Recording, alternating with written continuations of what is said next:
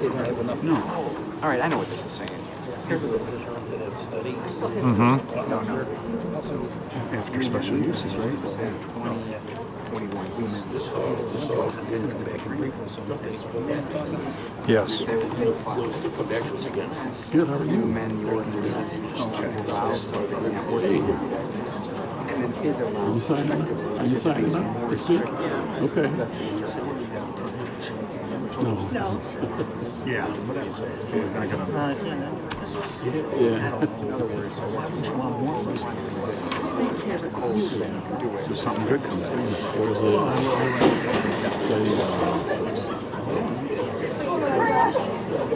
Oh, jeez. That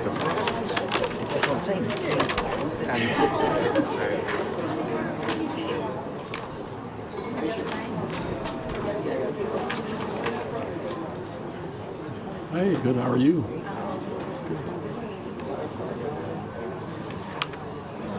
That is a sign-up sheet for talking. Kendall's gonna. Did you take my pen? No, I did not. But this is not open. If you want. Sign-up sheet for talking. Yeah, People Kendall's ask me. gonna. Yeah. Yeah. I'll make an announcement. They can come inside. Okay, because somebody had asked me. I said, yeah, it should be. Yeah, Yeah. yeah. It is. I don't want to steal your water, Kendall. I had a water. No, I have one. Somebody, Someone swiped it. I didn't do it. you're a big water thief. This is why we ended can't. up with two. This is why Joliet can't have nice things. I ended up with Because of the two. water issue.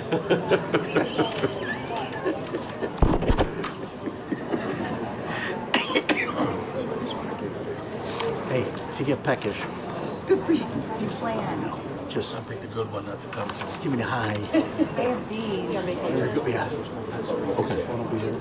He's kind of known for his vacations. He goes, One down. I think I have one if you want one. You got a pen? I probably do, yeah. Yeah, shit. Let me phrase it. I always do. Unfortunately, when I say I do, no. Sorry. I can make notes. Whoa, baby. That's pretty nice.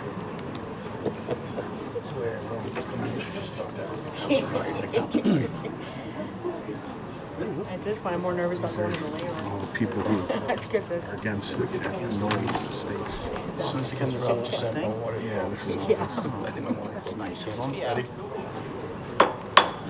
We'll call the planning special meeting to order on February 24th. To order, please, 2020. Start with roll call. Mr. Caparelli. Here. Mr. Cox. Here. Mr. Crompton. Here. Mr. Dillon. Here. Ms. Fiding. Here. Mr. Mystic. Here. Mr. Moore. Here. Mr. Nellis. Here. Okay, Mr. Chairman, before we get into the agenda, I would like to just mention that we do have a sign-in sheet for speaking. So if you want to speak, the sign-in sheet is up here. I will call probably 3 or 4 names at a time, and you can line up as I call your name out, and we will have the 4-minute speaking rule in effect. Still some room if somebody wants to say out by the elevator. By the elevators, okay. TVs. There's TVs, okay. And we also have room in the outer lobby by the elevators. There's TVs out there with sound if you feel like you'll be more comfortable.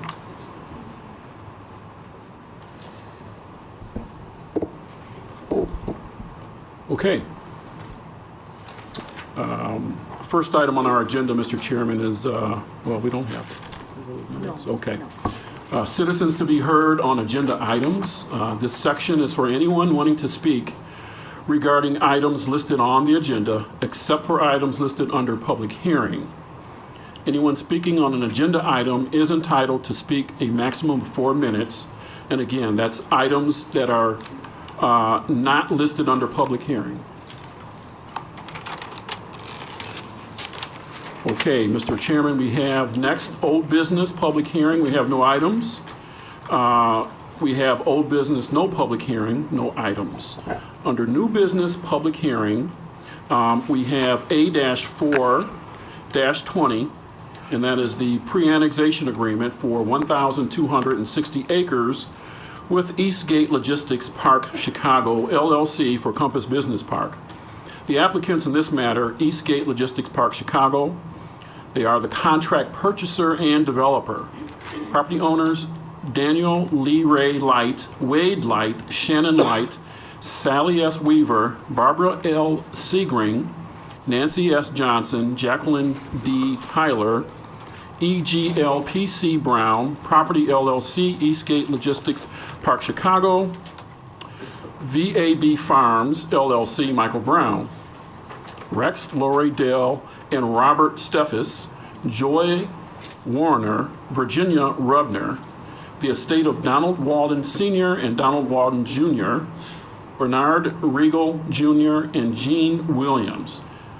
The requested action in this matter is approval of a pre-annexation agreement, and that is to allow a future industrial park. The existing zoning is A1, and that's unincorporated Will County agriculture. The proposed zoning is I1 light industrial. Location is a half-mile south of Breen and east of Chicago Road, approximately 1,260 acres. Existing land use is agriculture. To the north is undeveloped and agricultural uses, I1, and that's Joliet zoning, also unincorporated Will County. To the south is agricultural, unincorporated Will County. To the east is residential and agricultural, unincorporated Will County. To the west is agriculture, unincorporated Will County. We could find no previous cases under site history. Special information. The petitioner is requesting approval of a pre-annexation agreement for approximately 1,260 acres near the intersection of West Manhattan Road and South Rowell Road. The pre-annexation is being sought at this time in order to establish conditions for the approval of annexation and zoning. The properties in question are under contract by the petitioner. If the pre-annexation agreement receives approval, the petitioner would close on the properties and then seek the official annexations and zoning classifications to I1.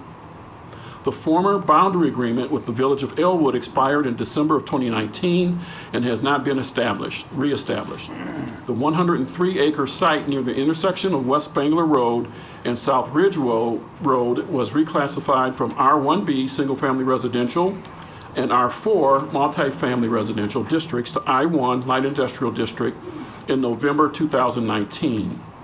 This same 103-acre site provides the contiguous annexation path to the subject site of the pre-annexation agreement. An existing Federal Aviation Administration facility at 25513 South Rowell Road is shown as the likely path of continued contiguity near this area, but it is not part of the pre-annexation agreement proposal. It would likely be submitted as a separate annexation, zoning classification, and annexation agreement at the time the balance of the subject 1,260-acre site is petitioned. This future request would require Plan Commission and City Council approval. A draft conceptual site plan is attached as a general depiction of the potential development of the property. The approval of the draft concept site plan is not intended to and does not constitute a variance, waiver, or modification of any zoning, subdivision, water, or sanitary sewer, land use, or construction requirement of the city. Similarly, the draft concept site plan does not impair or restrict the property or development rights of the owner. The proposed pre-annexation agreement has been submitted by the petitioner and has been reviewed by the city staff, but it is still considered in draft form. The draft is attached here too. Some details of the proposed agreement include the following. 1, development of site as a multi-phase light industrial business park.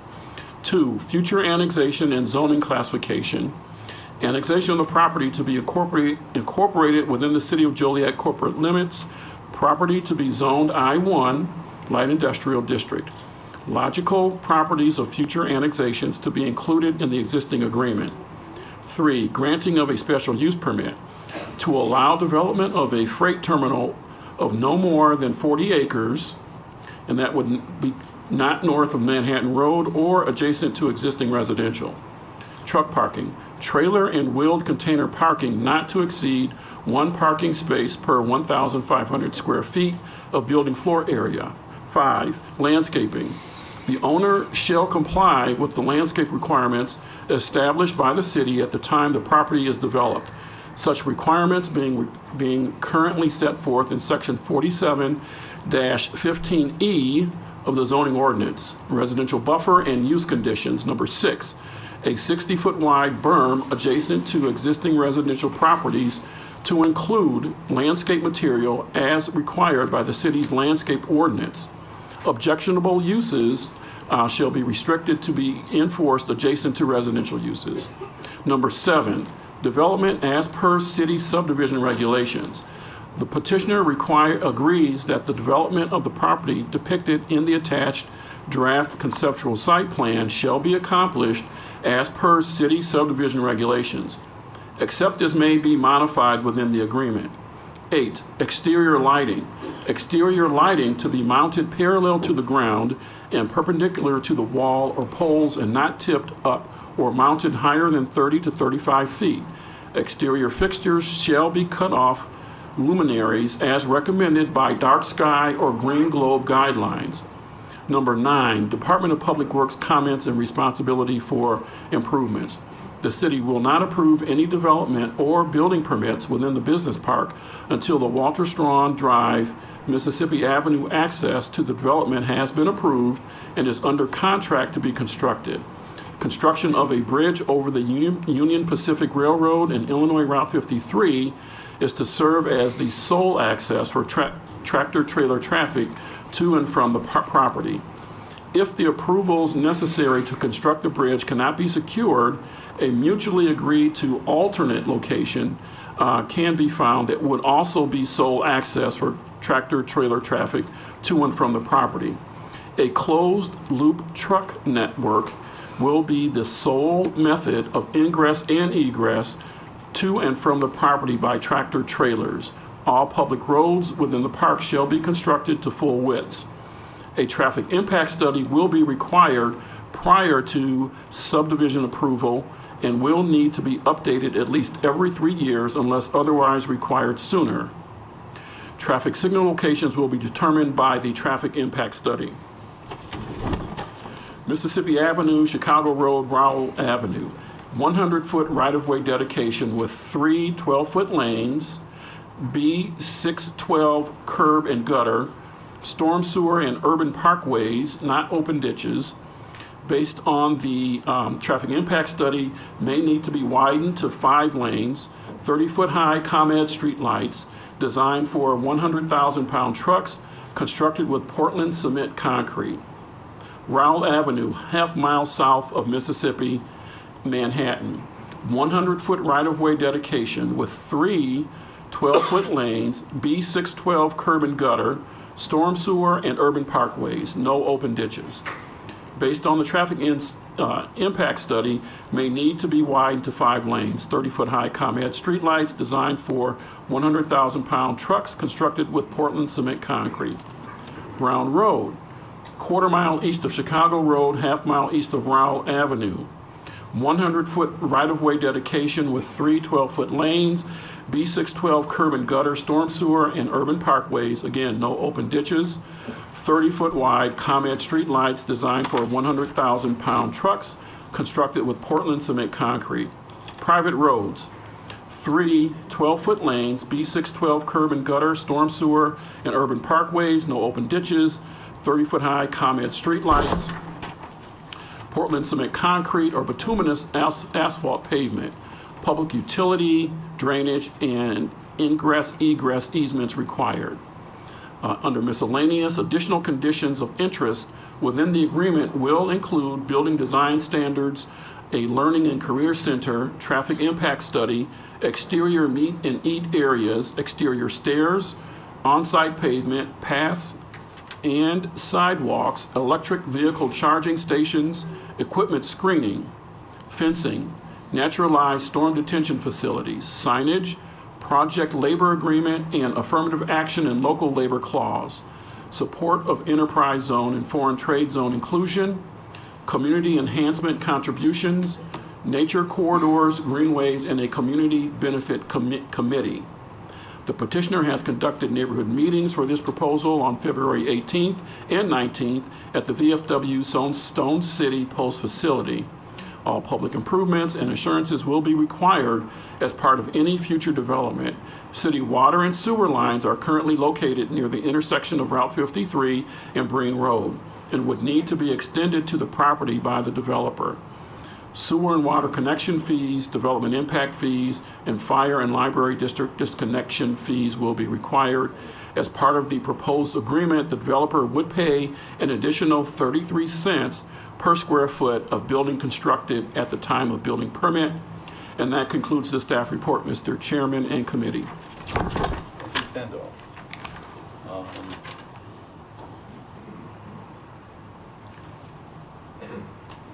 I had a question for you, I should say. For number 7 that you went through, development as per city subdivision regulations.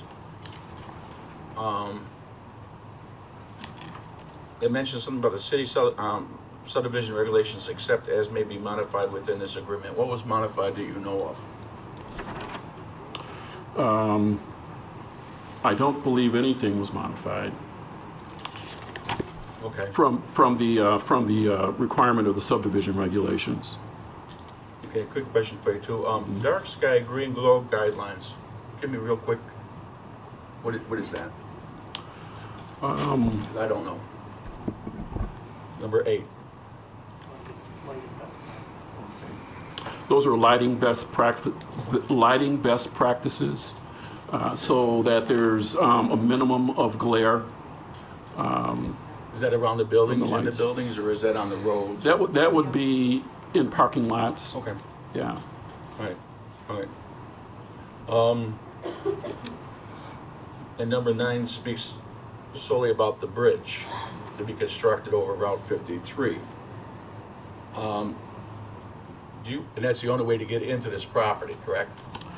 Correct. The closed loop truck network that's being required would be the sole access into and out of the property for trucks. Yeah, I read somewhere else in this report where if they couldn't get the bridge, then they have to figure out an alternative route.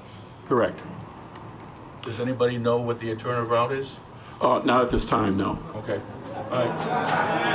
Hey, guys, hey, keep it down. I know there's a lot of no's. There's some yeses here too, a lot of yeses. I got questions myself.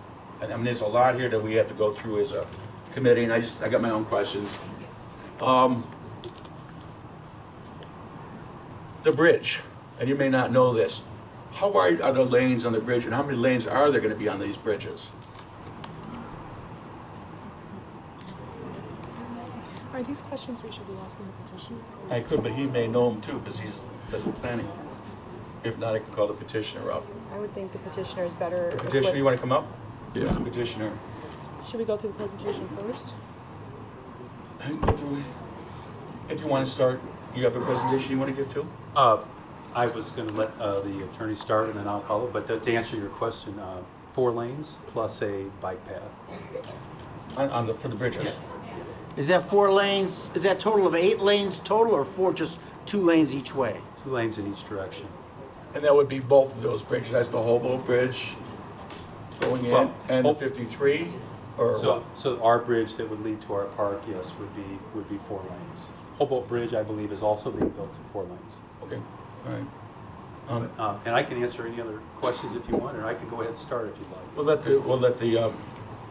go ahead and start your, Tom, could you just state your name for the record, Tom? Tom George with North Point. Can you pull up our presentation? Did you? Hey, Chairman, why don't you let them do in their order they want to give it? yeah, in the order, That's yeah. what just Let's said. get Why your don't we let presentation going, the and then attorney go I'll ask first, and questions. then you can, if that's what they want to do.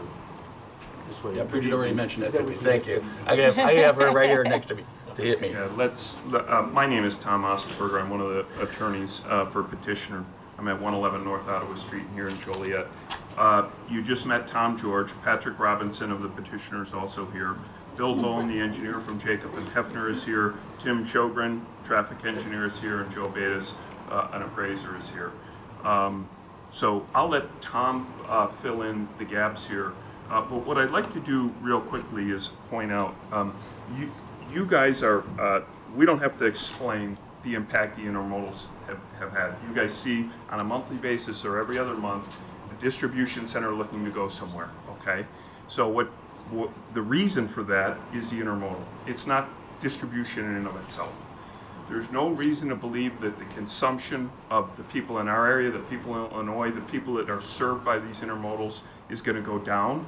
And there's no reason to believe that all the products that come into these intermodals, and Tom can speak to it more clearly, is going to go down. This product comes from abroad, partly in U.S., but mainly abroad, and comes to us. Consumption is driving this. So what our petitioner has done is put together a plan which they think addresses the challenges, which you guys see every month, allows Joliet to control it, and allows Joliet to get some of the benefits. We hear the objectors saying there's no benefits. 60% of this money goes to your school. You guys have a tax base.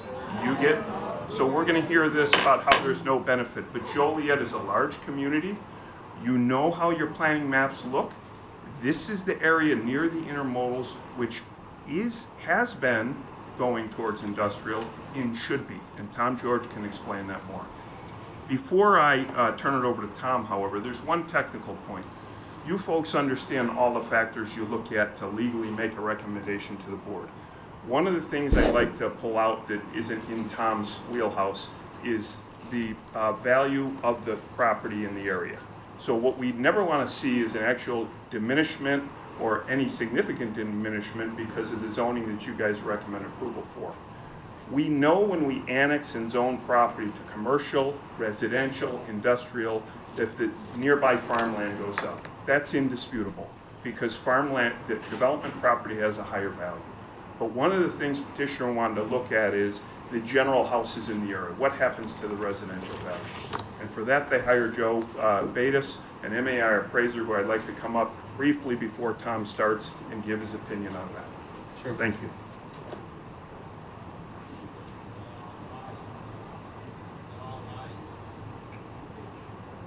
Hi, good evening. My name is Joseph Bates, B-A-T-I-S. I'm a real estate appraiser here in Joliet. Born and raised there, been appraising in Joliet for 37 years, and I hold the MAI designation conferred on me by the Appraisal Institute. Very quickly and very simply, I was asked by the petitioner to undertake a market study, which is an in-depth analysis of trends of values in areas around industrial developments. I conducted my study in all areas of Will County, up and down interstate corridors and other distribution and warehouse communities and development areas. The basis of my study was to determine, or the purpose was to determine, if once there is a large-scale industrial development that occurs, is there a direct and indisputable relationship between that and a change in property values. And the only way that can be discerned without using guesswork, emotions, speculation, conjecture, is to actually look at empirical data. That's what a professional appraiser does, is go out and actually test the data and run through an analysis of different data points. And I did that on approximately 15 different development areas in northern Will County, including the communities of Joliet, Shorewood, New Lenox, Bolingbrook, Romeoville, Crest Hill, older developments, newer developments, unincorporated residential areas, water and sewer developments. I studied a number of factors, including the average sale prices that occurred in these areas, these controlled areas versus areas outside the immediate area. We looked at average market times, and we looked at the ratio of sale prices and listing prices to see if there was any discernible difference between the properties in close proximity to the developed areas and those that were otherwise not near the developed areas. And very quickly, in summary, what my market study showed is that you cannot find that there is an absolute pattern in a direct relationship between the developments and the change in residential land values. Thank you.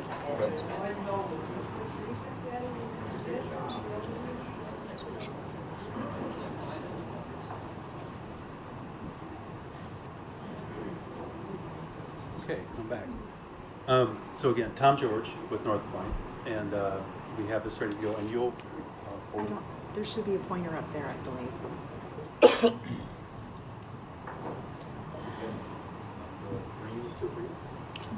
I think those arrows, yeah. Okay, well, thank you very much for your time. We appreciate it. We know this is a special meeting, so thank you very much for doing that. I will respect the 10 minutes. I have 30 minutes of information, and we're going to get it done in 10 or less. First of all, I just want to say that I just celebrated my 3rd anniversary of working on this project. We've been working on the project for 4 years. There's been no project that I've ever been involved in, and I've done 18 parks in Chicagoland, that has ever had as many meetings, as many hearings, as many neighbor meetings, as much study as we've done over 8,600 hours of traffic counts. And it's more than I've ever seen, and what I'd say is it has made this project better. I appreciate everybody that's going to speak tonight. I appreciate the fact that you're going to listen to them, and we're going to listen to them too, as we have been, and together we're going to get the best possible project. I think this is, we're going to set a lot of precedents with this project as we go forward. All right, let's see if I can make this go. Slightly off. Can we move the picture over by any chance? Or I guess it is what it is. So this is where we're developing around the country. We'll move on. We have that'll work too. We can do it that way. We have a project going on from coast to coast, 23 states right now. Our office here is in Downers Grove. We have 9 people in our office here in Chicagoland. So what's unique about the project? It's a master plan solution that proactively addresses road safety. We have a greater concern for the community, the residents, a greater concern for the environment, for the employees and the drivers, and we are really thinking about the folks who will work inside this park, and for the union trades. So there's been a lot of talk about whether we would have any kind of a property tax abatement or a TIF, and the answer to that is no. We're not asking for any, and I think that's actually unique. So why are we here? Why does this project make sense? Why is it necessary? And you've heard a little bit about that. It's basically consumption.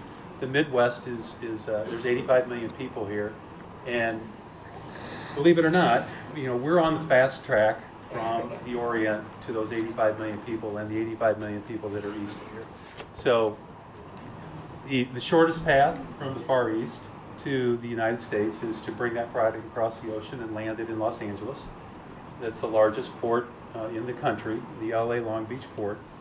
That product comes across, lands there, and to get it to the 85 million people here and the 85 million people in the Northeast, the fastest way is to bring it here. The way it comes here is on what's called the Southern Transcon. So you all know the Transcontinental Railroad, of course, went through Chicago. The Southern Transcon goes through Chicago too. That railroad was built in 1908. It was built by what is now the Burlington Northern Santa Fe. And that is rail's superhighway. That is a dual track, dual stack rail line that goes straight from the port of LA Long Beach and ends right here.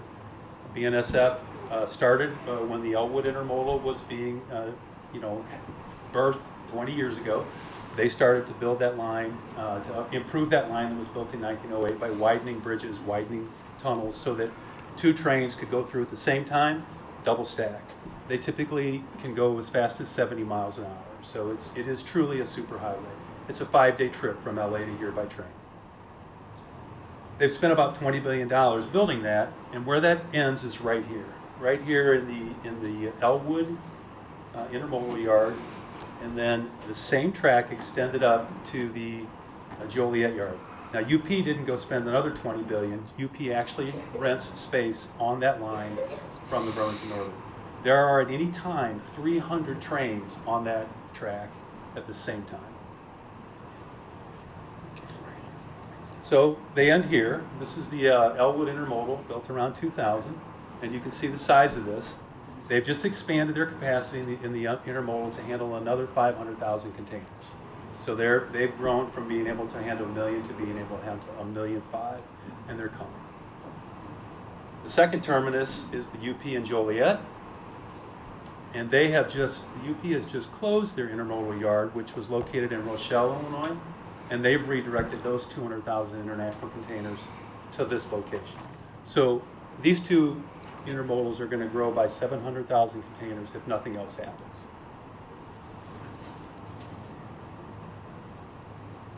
So when the container gets here, it looks like this. It's hand-packed typically. It's loaded onto a truck, taken to a local warehouse where it has to be unpacked. And then that container has to come back to where it came from. As I tell everybody, you don't get a free truck. You ordered what's inside the container, but they don't give you a truck as part of it. So within 3 days, that container has to be back where it came from, or you start paying bills to the ocean freight company who owns that container.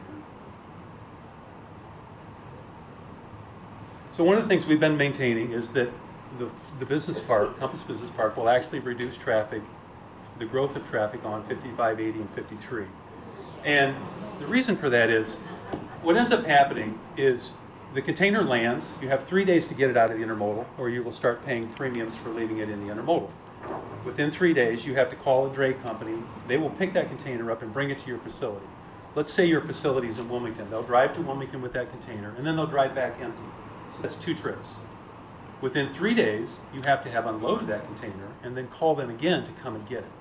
So now a truck will drive empty to Wilmington, pick up the container, and bring it back. That's 4 trips. 4 trips for that one container.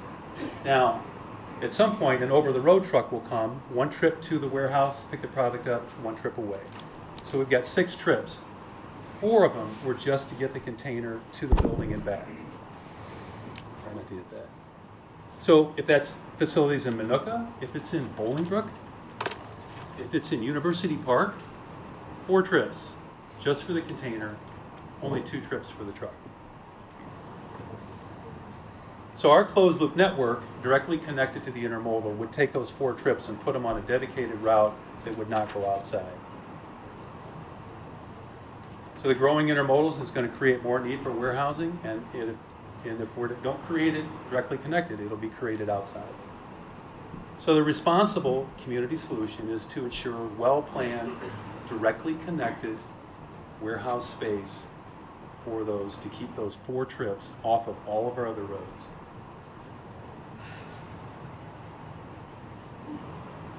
The good news is the tenant is motivated by the same thing. They save money by having that traffic have a short trip. So the further away they are, the more they pay to get that truck to that facility and back. So if they're in Bolingbrook, that's why Home Depot, frankly, moved to inside the Joliet intermodal. They had 3 buildings in Bolingbrook. They were driving all those containers back and forth to Bolingbrook.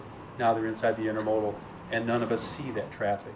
And it's a huge benefit. The Joliet intermodal related park has been a huge benefit.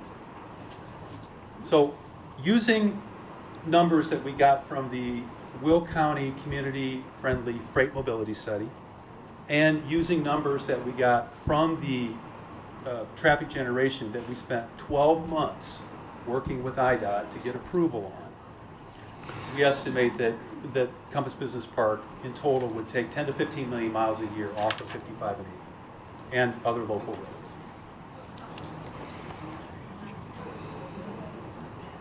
So to talk about the traffic study, again, it was a landmark study, more involved than anything I've ever done in Chicagoland for sure, or anywhere in the country.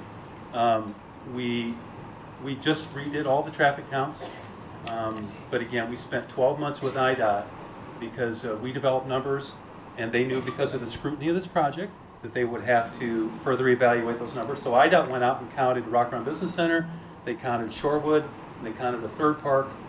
We counted the intermodal parks 3 times. We counted them. We did an April count, we did a December count, and then we did again this year a January count. So we have 3 different count times to make sure that we're capturing, again, over 8,600 hours of counting traffic. The updated studies will be submitted to all the governing agencies for their review. Based on those studies that IDOT has agreed with us on the traffic generation rates, we predict from that, and this included a factor of safety of 50%, that the Compass Business Park Joliet would generate 5,300 truck trips per day. The trip is in and out, so 2,650 trucks in and out per day. The intersections we evaluated are here. There are 40 intersections here. They span from the Speedway down to Hoff Road, and from east of 52 to 55. One thing that's unprecedented is Compass Business Park has committed to redo the traffic study every 3 million square feet.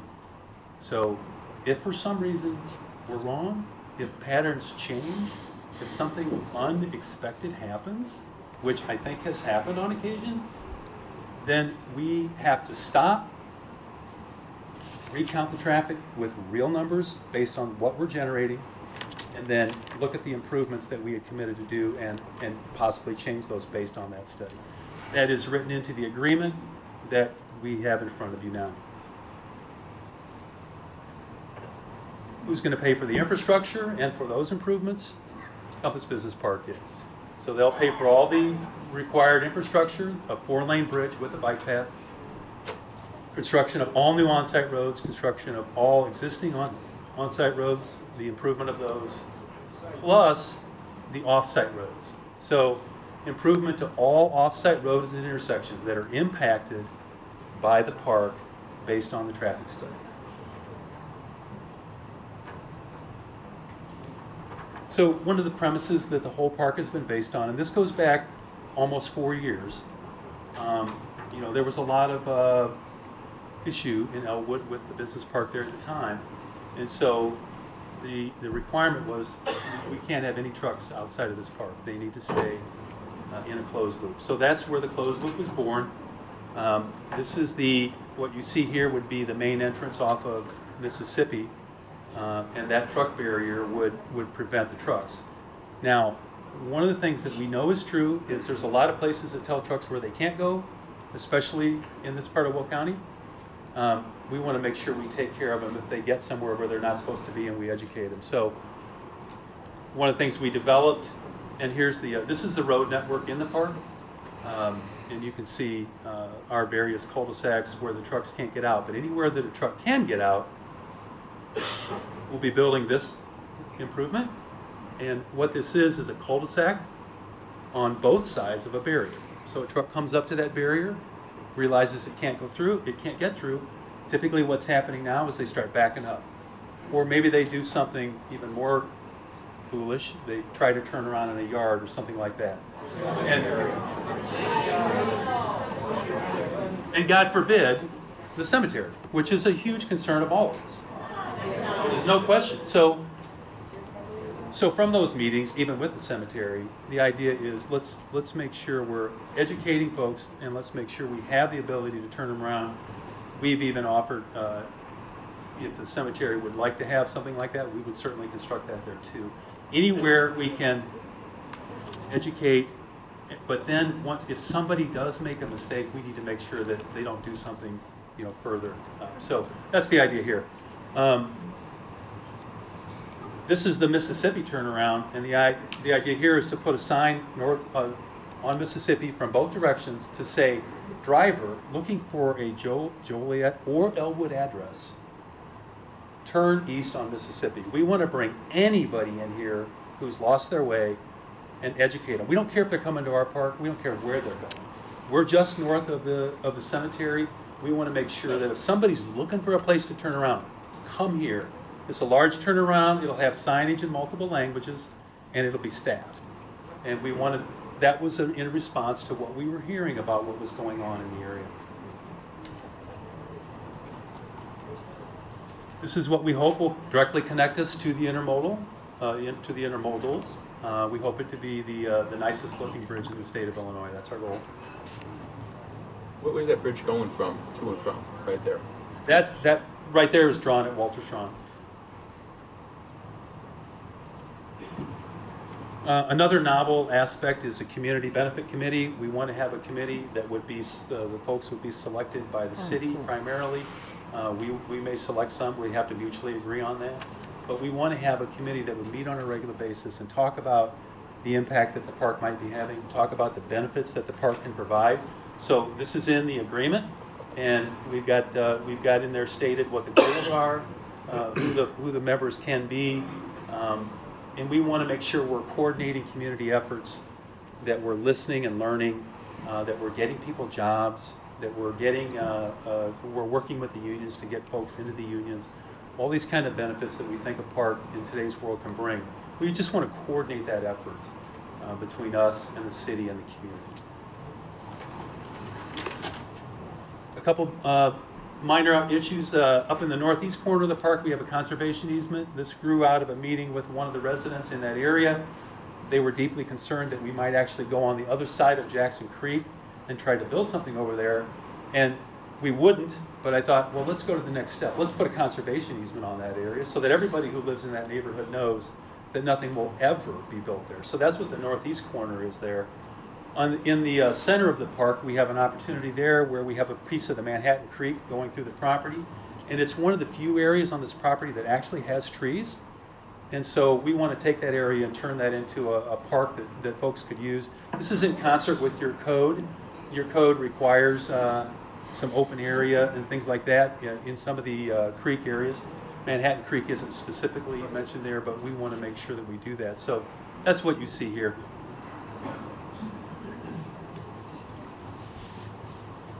So we're still trying to work through taxes with the Jackson Township Assessor. We had done some preliminary numbers. We still think they're fairly close, but we are open to making sure those numbers are correct and everybody's happy with them. They're projections. I mean, they're only as good as projections, but these are some of the numbers. Again, no TIF, no tax abatement.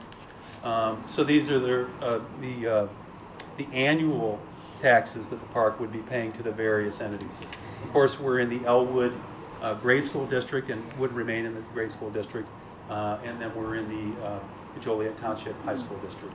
The majority of the taxes, as you know, do go to those two entities. There's been some conversation about where the park is located.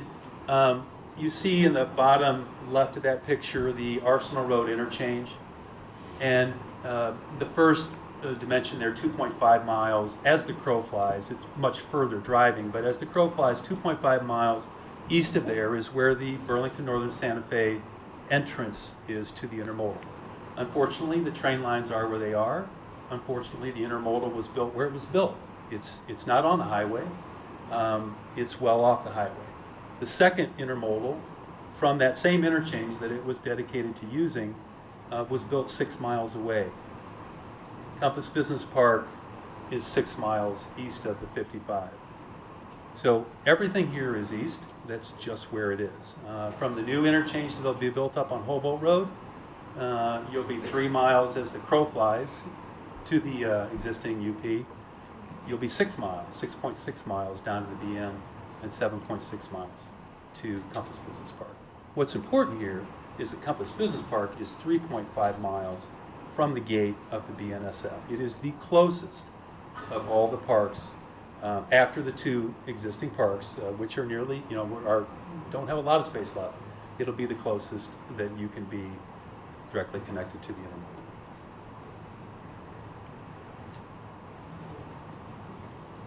So this is my last slide. This is the comprehensive plan from the Village of Manhattan. And is there a pointer on this by any chance? No. So what you see there is the dashed line, the dashed red line is the planning boundary between the Village of Manhattan and the city of Joliet. To the east side of that line is the Village of Manhattan. And the colors, unfortunately, are not showing up real well here for some reason, but the Village of Manhattan has designated everything along that dashed line as office research industrial. And specifically, what their language says is this area is to attract job-producing uses that will build on the synergy of the Elwood Intermodal Center, Center Point, and Cherry Hill Business Park. So that's what the Village of Manhattan has master planned the west side for. And this was in reaction to a plan that was defeated by the residents to do residential in that area. So this was the plan that was created after that. And we own a lot of that land that's on that side. On the west side of this plan, you see a little circle over there that says Elwood Center Point expansion. And that's right at the corner of Hoff Road and Route 53. And I don't have Elwood's plan on here, but what you would see there is 750 acres of industrial that is included in the Elwood comprehensive plan for that area. So basically you have Elwood on the west with 750 acres of comprehensively planned industrial. You have Manhattan on the east with well over 1,000 acres of comprehensive planned intermodal related industrial. And what we're proposing is the city of Joliet in the middle, basically bridging those two, creating an industrial area that is connected and is synergistic with the existing intermodals.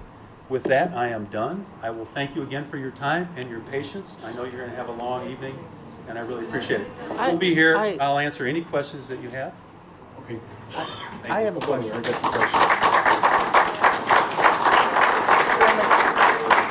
Chairman, I have a question, if you don't mind. So, how long do you think it'll take from the time you start this to the time you start having your first truck traffic there? What, if everything goes according to your plan, what are you looking at?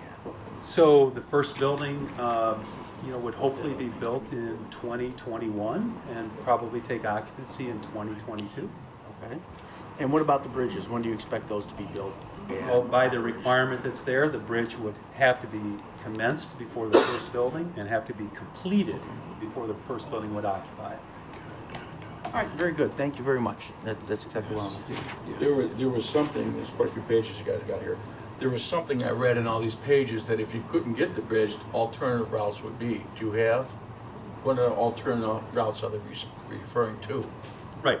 So that would be something, you would be, the city of Joliet would be in control of that situation as far as we're concerned. So that would be something that we would, that would be something we could propose with you, or you could propose to us. What it gives reasons, I mean, I like the closed loop. Absolutely. What reasons wouldn't you have the bridge built? Well, now remember that the closed loop is a mandatory. That's not optional. Even if another means of egress is determined, it has to be a closed loop truck network. That's a given, and that's not flexible. Okay, yeah, but if the bridges don't, I mean, I want to see the bridges built, period. Same here. But if they don't get built, then how are you going to get the trucks in and out? Right. That's my question. Right. And there are possible alternatives. I'm not really in a position to discuss those right now, but we have talked to your staff about some possibilities. And that's the focus right now. 53 is already maxed out. Right. Oh no, 53 is not an option. No. Again, it would be a direct connection to the intermodal. That's all that's. And right now, we are very confident in the location that we've presented to you, and we're optimistic, and that's the plan. So there is, as we've said before, right now there is no plan B. You're going to build the roads are going to be 3 lanes, right? All the one roads. coming, one going, in a turn lane. How's that going to be? Is this the bridge now, or? No, this is the road construction you got on page 5. You were talking about. So there will be no road in the park that's smaller than 3 lanes. And based on the traffic study, your staff may determine that a road needs to be 5 lanes. There are 2 main roads through the park: Mississippi through the park, which doesn't exist today, and then Rowell Road north and south, which does exist today. And those are the 2 main roads, and if your staff determines from the traffic study that those need to be 5 lanes, then we will build them 5 lanes. Otherwise, the minimum road, even the cul-de-sacs that you see, all are 36 feet of pavement, 3 full lanes. And you're going to change all those, because I was out there today, you're going to change all those to concrete roads, basically. Yes, that's your staff's desire, is that the roads be built concrete, and we've agreed to that. Okay.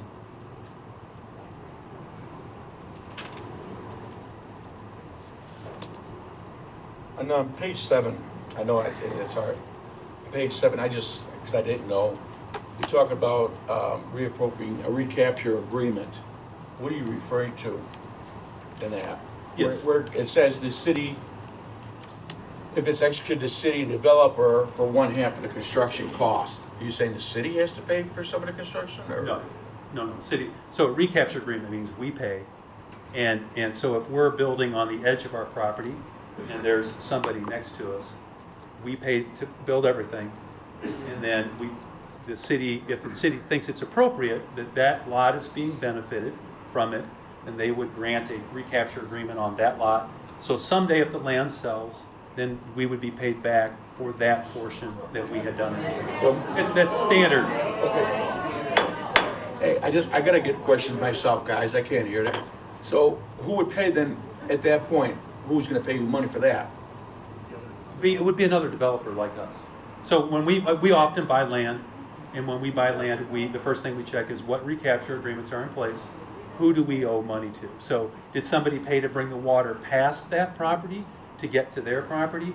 If they come past a property, then they would put a recapture agreement on that property that says, if it develops, then whoever buys it would pay that. So when we buy land, we look to see what all do we owe to whom, and it's very common practice. Okay. And then further on down in 7, there is something about 2-hour access. What's that about? Right. So we have these truck barriers all around the property, right? So this is in the city's control. If the city were to say, we're going to be doing resurfacing somewhere, and you're not going to be able to use the bridge, then the city would have the ability to open up the bypass and in a coordinated way and direct the traffic some other way. Again, this is not something that we will be doing. This is something the city would do. But there is a bridge involved, and we do have, again, this has grown out of meetings where folks have said, what are you going to do in an emergency? And we said, oh, good point. So that double cul-de-sac has a bypass gate on it. Well, also, it's for emergencies, and it's also for ag uses.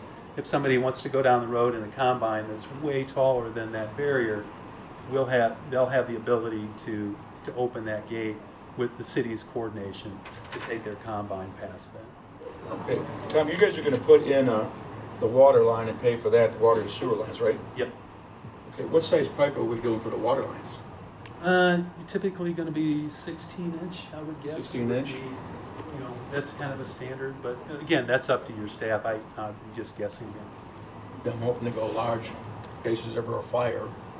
Well, yeah, that's what controls the design is the fire flow, because there really is very little flow otherwise, but the fire flow is what controls it. So pressure is everything. Now, hypothetically, God forbid, there's a fire and it happens at a place down there. I mean, this is a big project. Who's going to service that area then? For fire? City Joliet. Yeah, and we've agreed to provide land for a fire department if for some reason they would like to put one down there. Is the Certainly. fire chief here by chance? No. I really wish the fire chief. I really wish the fire chief was here, because it is serious. We've had fires, and it could be, you know. Oh, And absolutely. I've been with the city, and Yeah. I hope the city has more fire people, that's all. If you look at the full extent of that area, probably somewhere halfway between us and Laraway, in the future is going to make sense for a firehouse, we would think. But if it wanted to be on our property, we would certainly give that property to the city to construct that. Okay.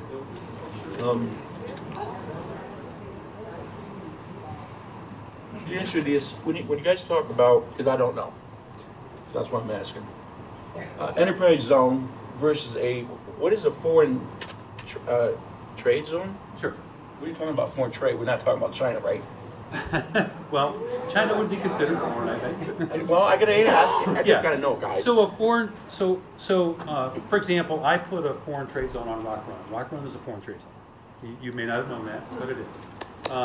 Now, I don't know if they've maintained it. I've been gone from that company for 3 years, but all the time I was there, it was a foreign trade zone. The two parks, the two intermodal parks, were both foreign trade zones. Again, I don't know if they've maintained their status. There's a lot of work to it. You have to go to the port.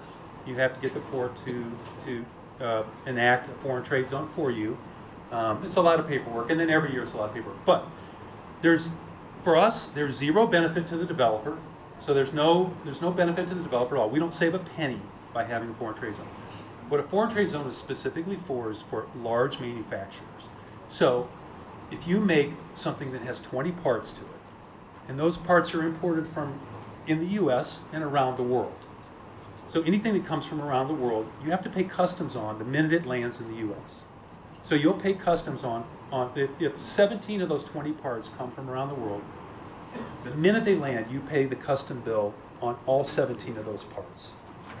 What a foreign trade zone allows you to do is to not pay them, not have to do the paperwork or pay that until you make the product. So you receive the 17 parts from outside, you receive the 3 from the US, you put it together, and then you pay the custom bill on that finished product.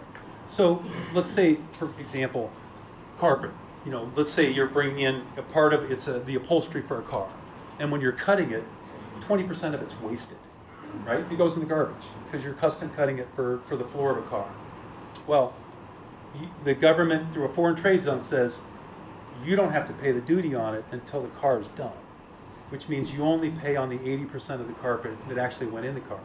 So these are small amounts of money, right? Tiny amounts. But if you're a huge manufacturer, they make a difference.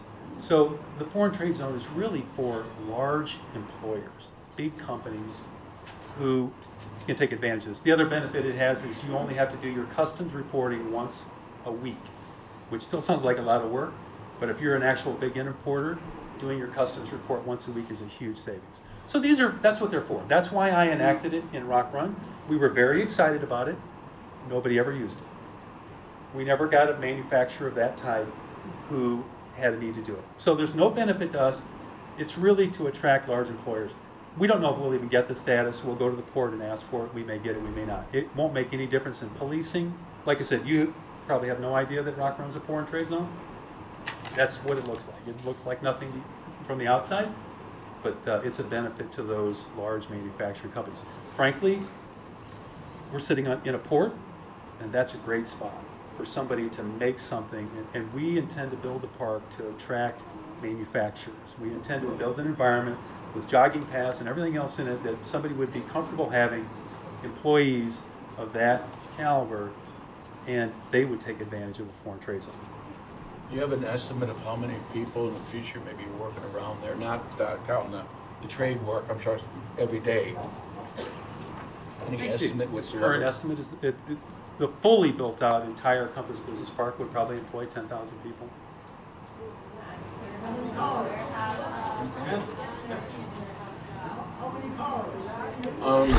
I had a question. It was since Marty's there, changed his face over there. Marty, It's Chris. number 8, had to do it, Rage. Number 3, what was that? What does that mean? I asked you to read that. We asked that earlier. Page 3. You mean section 2? It's marked. Yeah, you marked that. What do we? What that paragraph means is that if we enter into this agreement with the developer, then the developer is entitled to all the uses and benefits of the I-1 zoning. We can't, after we enter into the agreement, we can't change our minds and then say, no, you guys can only do these things. We can't decrease their benefits. So once we enter into this agreement, we are bound by it going forward, and so are they. I'm sure some of the other commissioners have questions. You guys? No, I think Mr. Regis addressed the questions that I had. That was a question you had? Yeah. One thing I will point out is that we did ask for the I-1 zoning, but we have agreed, the city has requested that for the land north of Manhattan, which is up next to the residential area, that we exhibit flexibility there down the road to talk about possibly residential, possibly commercial uses up there, and that area would be developed under a PUD, so a planned unit development. So we would come back to you with detailed plans for that area down the road when it would develop, which would allow more neighbor input at that time, more conversation. So we think that's a good idea, and that grew out of a request of the city staff. Well, I have a comment. Would you be objecting, would you find it objectionable if both parties agreed to change that zoning? Because the way I read it, you would not be able to even, if something's zoned special use now, you can't change that designation, which is fine, but if later on, there's another part of the park that is not special use and somebody wants it to be special use, the way that's written, you wouldn't be able to make that other part of the park special use. Would you be willing, if both parties, because this is a preliminary agreement, that if both parties agree, the city and the developer, to change that? Do you think language like that, where everybody's of the like mind to change that agreement, would you be willing to put that kind of language in there? I think for the land north of Manhattan Road, we're certainly willing to be flexible. I think it makes a lot of sense. Yeah, but I'm talking about because of the way it's written right now, it's for the entirety of the park. And the point that I'm making is there a way that you can say, hey, if both parties come to an agreement that we do want this particular part of the park to be special use, we can do that. Or there's a part that's special use right now that you don't want it to be special use. You want to change the zoning in it. I'm not trying to downgrade it, but I'm saying that, hey, the way it's written right now, nobody can change it either way. Wouldn't you? Actually, all it says is that you can't reduce the uses. So, and this is very boilerplate language. So when you come in, if there's 27 uses that are allowed in I-1, any developer who comes in is going to say, okay, so tomorrow you can't reduce those. It's not written that way. It's not. I read it. I'm a lawyer. That's why I brought it to him, yeah. And I'm not, but certainly we'll work it. Yeah, that's we'll what I'm work saying. it. Is that Yeah. I don't see why, because I think it just ties everybody's hands the way it's so. Yeah. It's overly Yeah, restricted. and for you, And I'm saying you're for not both obligated. parties, right. You're not obligated to increase the uses for sure. So Right. And certainly we'll make it work. that's what I'm both saying. ways. Is that why would you want to do that to yourself later on down the road? If you say, hey, listen, I think we're going to do this, or if later on the city. But if you both get together, I don't see why if everybody's in agreement and now you've written it as such that you can't get there from here. Absolutely. So we're gonna build these bridges, or you're gonna build the bridges, you're gonna pay for the bridges, you're gonna right. maintain the bridges. That's right. The city's never gonna have to maintain a dime on the bridges, That's right. ever. So we have it in here, they have to build the bridges, otherwise they don't get the permit to operate. And the roads you're building, and, you have to maintain the roads, we're not gonna maintain the roads, correct? So the only road you would maintain would be the main spine road through the park, which is Mississippi and Rowell. And all the other roads in the park would be private. We would keep them, build them to your standards, but we would keep them and maintain them. So if anything breaks on the roads, you have to fix them other than the two roads you just mentioned. But they're gonna be concrete, you're gonna change them over to concrete too. Your roads will be concrete, that's in the agreement, and I believe our roads are supposed to be concrete too. It's in the agreement. Just the weight of the trucks, I could see down our And roads. we're gonna build all the roads to 100,000 pound load, so that will accommodate the overweight truck even. How many trucks do you estimate going in and out of this, using the bridges, once you have them done? Because it's gonna take about, 2 years to get the bridges done, right? Yes. I mean, we're supposed to start, you're gonna start the other one pretty quick here? Some of these guys are waiting for it to work to get it going here. Great. Yeah, that would be the hope. So as we said in Compass Business Park Joliet, we would anticipate, based on the numbers you saw, at full build out, 2,650 trucks go in, 2,650 trucks come in the course of a full business day. Got a question? Questions? Yeah, if you would get this going and stuff like this, your previous projects or precedents has been set and stuff like this, the people that'll be employed in this, 2 questions. Actually, do you try to get them from the community where this is built? And secondly, on wages, how are you on your wages that you pay the people? Right, so we don't employ anybody working in the buildings. That would be the tenants who occupy the buildings. For the folks we'll employ, it'll be trades, and of course that's union wage. Yeah. We will be working, part of that, the real main goal of that community benefit committee is to get people jobs.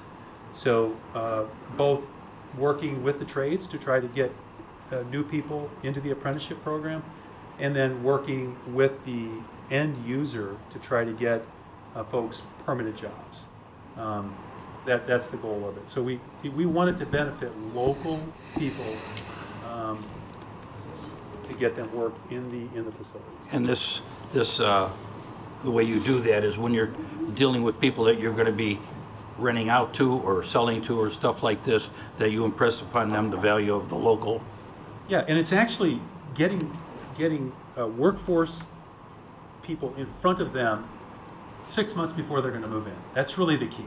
You know, if you wait, if we don't tell you that a new tenant's moving in the park, you have no idea there's a new tenant coming in the park.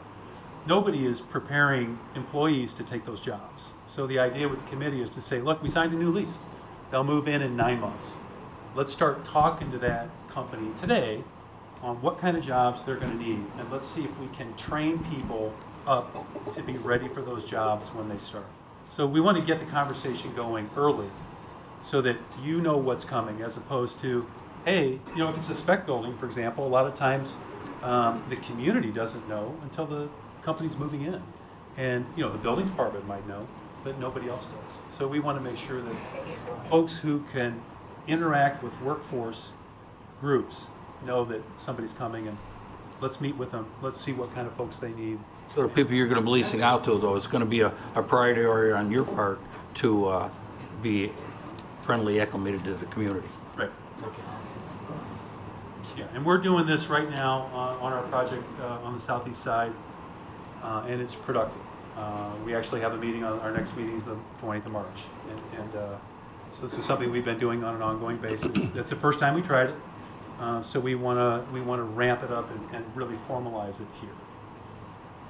And this is a pretty big area. Is there policing inside? I mean, I drove out there today. It's a massive area you're talking about. Is there some kind of policing that's going to go on at any time, or security that's going to go on? Do you have any plans for, or? We certainly may add security to the park if we feel it's necessary. That's always something we have to be responsible about. But of course, the city of, the city of Joliet will have formal control over the park without questions. Mr. Chairman, Yeah. on this community benefit committee, I heard you mention, are you already meeting, or are you going to start to meet if this passes right away? Or, I mean, is this, I'd hate to see, it sounds like a good idea. It sounds like it should have been used, you know, in the past sometimes, but instead of waiting to, if this passes, to construction or something, I think if, you know, that would be something I'd start with right away. I think that'd be a benefit. That's a great point, and we definitely should. I mean, we want to be ahead of what's happening. One of the reasons for the committee is to make sure that everybody knows what's going to happen over the next 6 months. So certainly getting that started right away, working with the city to figure out who they would like on it, community members, like you say, folks from all over. Let's get that going and make sure we're in front of it. Good point. Thank you. Okay. What's your time frame for buildings going up then? I asked. If this is the pass? We would hope to start, certainly by 2021. You know, it not. Or building a building by Yeah, 2021? I mean, I guess it's because we want to we'd like to start the bridge in 2020. Yeah, because you can't go in unless you have the bridges Right. done. It's in the agreement here. Yeah, so we want, and of course, we need to start bringing those water mains and sewer mains from where they are to the park. So that, all that stuff, infrastructure work, really would like to start in 2020. We'd like to be well underway with all that work and possibly even grading work on the building if we can. We're ready to go, that's for sure. Any other questions before we? There's a sign-in sheet, so that somebody wanted to bring up and talk about this. Kendall, could you, anybody that wants to talk? Yes, thank you. So we have a rather If you're not signed in, you can't talk. long list of folks who have signed up. I will call 4 names at a time, and you can come and line up to speak. And please adhere to the 4-minute rule. We've got quite a few people that we need to accommodate. Stacy Myers, Tim Shanahan, Tiffany Southcombe, and Michelle Peterson. I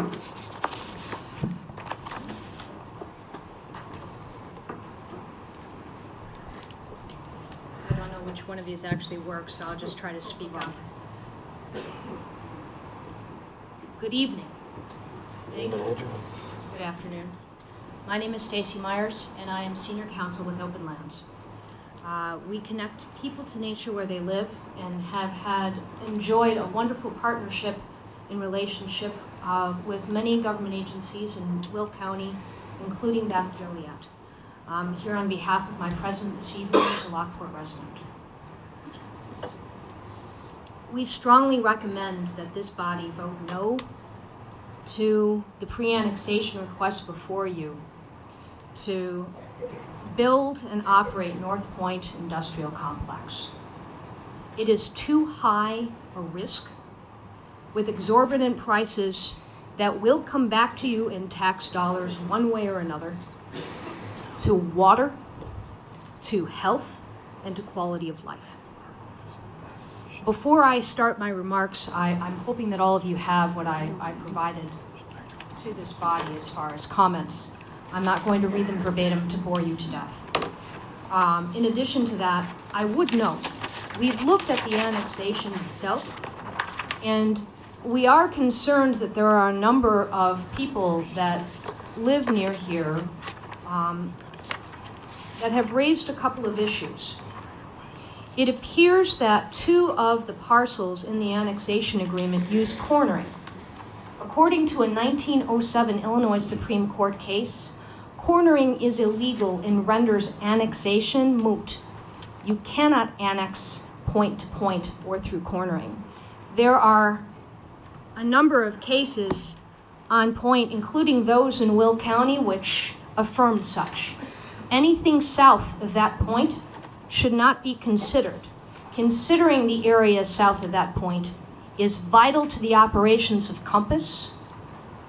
This proposal before you for pre-annexation, to say the least, is premature and exposes you to risk.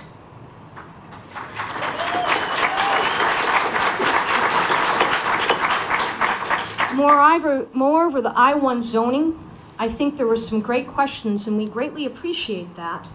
Considering the clean and quiet zoning of small warehousing does not seem to fit this 2,900-acre behemoth. And we would hate to see the public injured in property or in operation by a switch to another zoning which would allow special conditions, such as the 33-acre pad that they wanted to zone differently with Elwood, to allow 3 high container storage of everything but radioactive material. It's in their proposal. That is stunning, that there would be the potential for that without public recourse to be able to have that before them and understand how people's rights would be impacted. On the pre-annexation agreement itself, the greatest concern that we actually have, although there are several at the top, one of the greatest concerns is your water. Open Lands has been a big proponent of water conservation and ensuring with CMAP and many of our brethren that we have water throughout our use, and so that we ensure that our communities don't run dry. We are well aware that partners have been working with you, and Joliet has done a stellar job of working with the Illinois State Water Survey and building on its 2015 study to culminate in the 2019 findings that you all may have 1 to 6 years left. You gotta wrap it up. Okay. What's stunning to me is North Point has never explained to you what pulling out 1 million gallons, 1,000 gallons per minute, will do as you all are trying to figure out how to get pipes out to Lake Michigan. How quickly will that rush you towards running out and dewatering your aquifer? I think you deserve to know that. That is nowhere in their study. And at the very least, it should not go forward until you have answers. Thank you.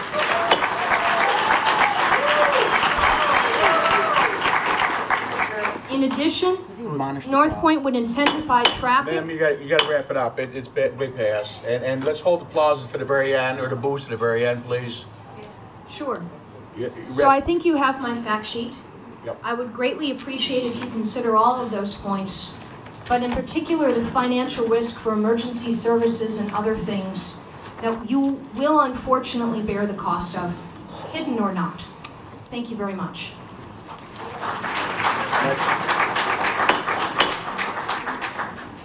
Tim Shanahan, 13660 West Bruns Road in Manhattan. So thank you for the opportunity to come up here and give my thoughts. I'd like to go on record as being totally opposed to the North Point Compass Business Park for many reasons.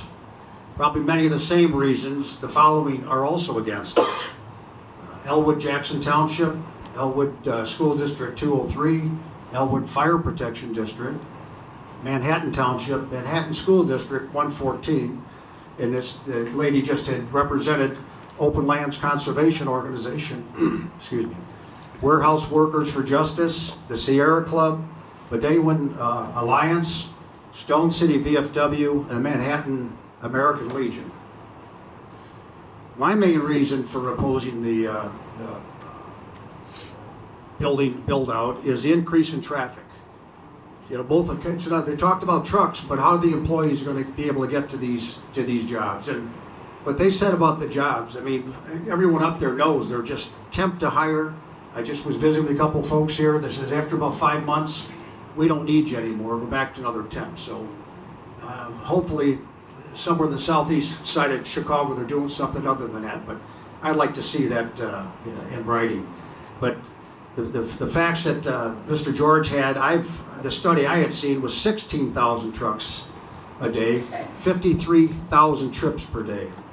Again, it's different from what he had, but right now anyone in this room knows that our roads are overloaded. I mean, I-80, Route 53, Route 52, Route 6, Bridge Street.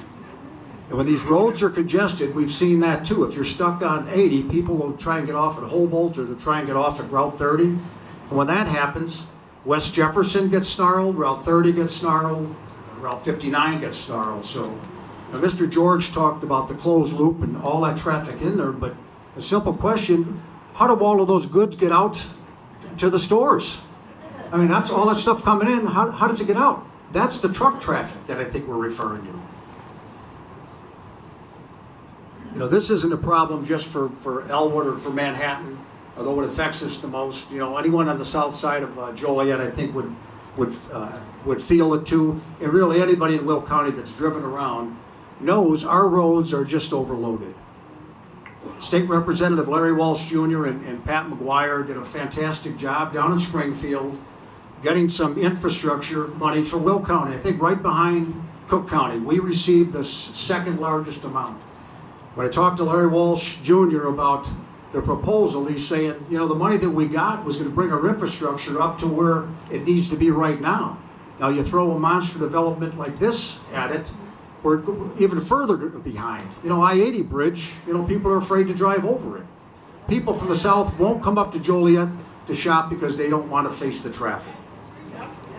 So for these reasons, I urge you to recommend against the annex agreement until these can be concerned. Hey, it'll be built out. That land isn't going anywhere. You know, I heard some talk of we have to do it now or someone else is going to take. Well, Elwood doesn't want it. Manhattan doesn't want it. So I would say that, hey, it's fine, you know, to develop and increase jobs, but it has to be done at the right time. And one PS, I support union labor.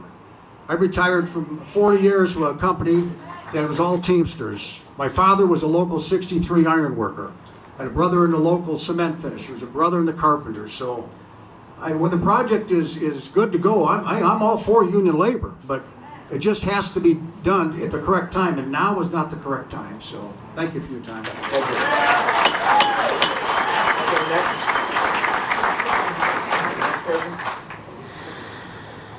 Next. Michelle Peterson. I just wanted to say I spent quite a bit of time speaking with Joliet friends, family, and residents over the last 6 weeks. About 98% of the people I talked to oppose this development. These are some of the things I heard from them.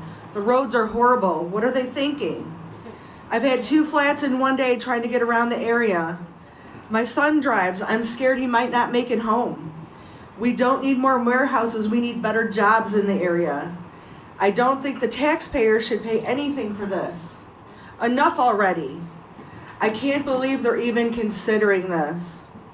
I'm a taxpayer. I will be affected by this in many ways for the rest of my life. I live near the proposed annexation and development. My opinion matters. It will impact my quality of life and our family's safety. I'm here today to insist you to say no to annex land south of Manhattan Road, Jackson Township into Joliet.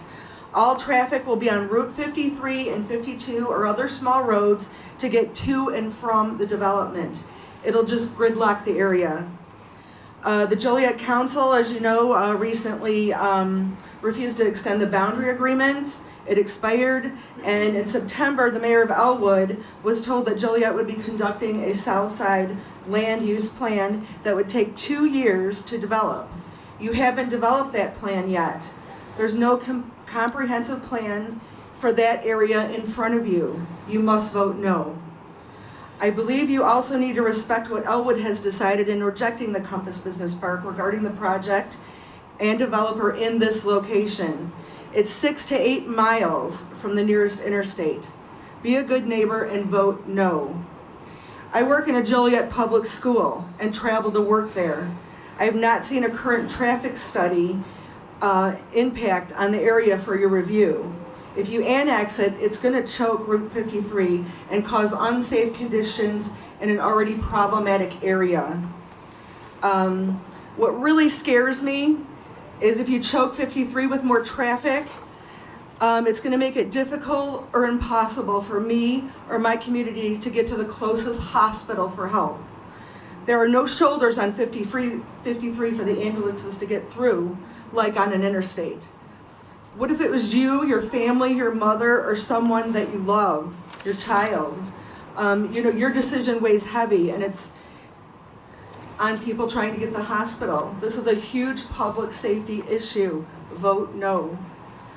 CMAP is also currently conducting a traffic and plan study of the area. It's imperative that you wait and see the recommendations before adding more traffic and building to an outlying country area without proper roads and infrastructure.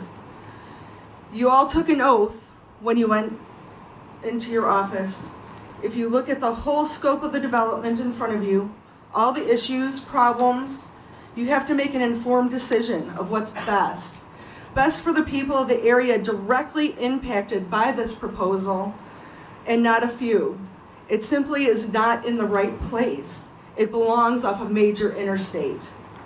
Jackson Township residents, Elwood residents, Joliet residents, Manhattan residents, Will County residents matter. Abraham Lincoln Cemetery, funerals and veterans' graves matter. Medewin matters. Farmers matter. We all matter. Make an informed vote. Stand with the majority and vote no to Compass Business Park. It's not the right use for this area. Thank you. Thank you. Next. My name is Tiffany Southcombe. I too am a real estate appraiser in the Will County area. I have a property on Manhattan Road, and if you look at the piece of paper she gave you, north of Manhattan Road, there's a little white speck. There are 3 houses there that they want to box in. And I'm wondering what that's going to do, first of all, to our values. I'm sure they're going to be good neighbors and probably come and try and buy us out. I'm not so worried about me as opposed to everybody else. I drive this area and I've driven it for years. I watched Joliet get built up and turn beautiful. I don't want to see it get torn down with this. I've had numerous close calls driving. It's a nightmare driving through here now. I'm petrified for my children. I don't think you should be entertaining this proposal at all until the roads and the infrastructure is ready for it. It's not ready, we all know it. This appraiser here in Elwood told us 2 years ago, he sat in front of a gymnasium full of people and told them this would make our property values go up. I just don't see that as an appraiser. I know there's going to be more traffic on my road, so I know it's going to be, as a residential home, it's not going to go up for me. It's going to be hard to get in and out of my driveway. I have an office on State Street in Manhattan. It's hard to get in and out of my door parked in front of my office because there's boxcars and semis and everything driving through Manhattan already. We can't handle any more of this until the infrastructure gets taken care of. Thank you. Thank you. Okay, next we have Mark Schneiderwind, John Sheridan, Ann Baskerville, and Jerry Heinrich.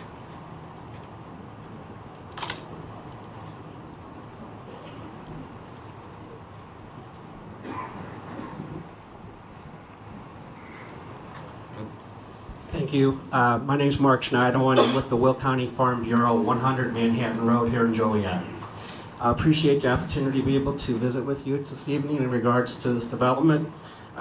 Will County Farm Bureau has not taken a position of opposition to development throughout Will County because as long as there's willing sellers in the process, we have not got involved with that process because we are very, very heavily involved in deeply respect the private property rights of individuals.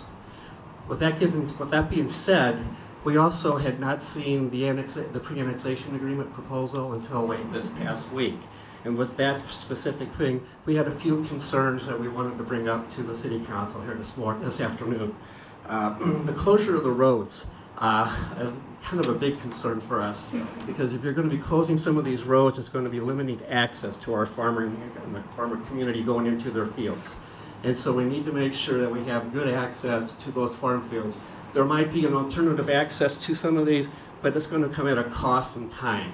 And we need to make sure there is the shortest period or time frame that we can get to those fields to continue to do our farming practices, as well as spreading manure with livestock as well, because we do not need to go through next to a subdivision to do this. We want to try to avoid that. We want to be good stewards, and we always have been good stewards, but some of this development might create a problem for those farmers that are in those areas. With negotiations, we know things change. That's part of negotiations, and some plans can change as well. Underneath the policies that you have, those are up to you how you want to decide those. But one of the things that we got was with infrastructure. A lot of people have said it tonight. We have really, really major concerns with the infrastructure we have right now in Will County.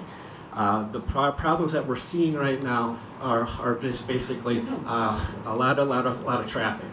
And so if we have the increased more traffic, has the city of Joliet taken a look at doing some type of a study that's basically what is the difference as far as breaking even, or where is the cost break here? Where is the benefits going to be outweighed by the cost of this infrastructure? And then on top of that infrastructure, have we taken a look at what we're going to be taking a look at, what's going to be required, not just recently, but into the future itself? The development needs to go beyond just entrance and exits. It's got to go outside of the development as well, and it's got to go for a longer period of time. We've heard a lot about infrastructure. We're seeing that, and it's affecting our farming community as well. And my last point is that we are strongly opposed to any forced annexation. You heard one of the other speakers tonight talk about the corners. There's a lot of legislation, but there's a lot of court cases in regards to forced annexation. We're deeply opposed to any forced annexation in this proposal. And I thank you very much for your time. Thank you.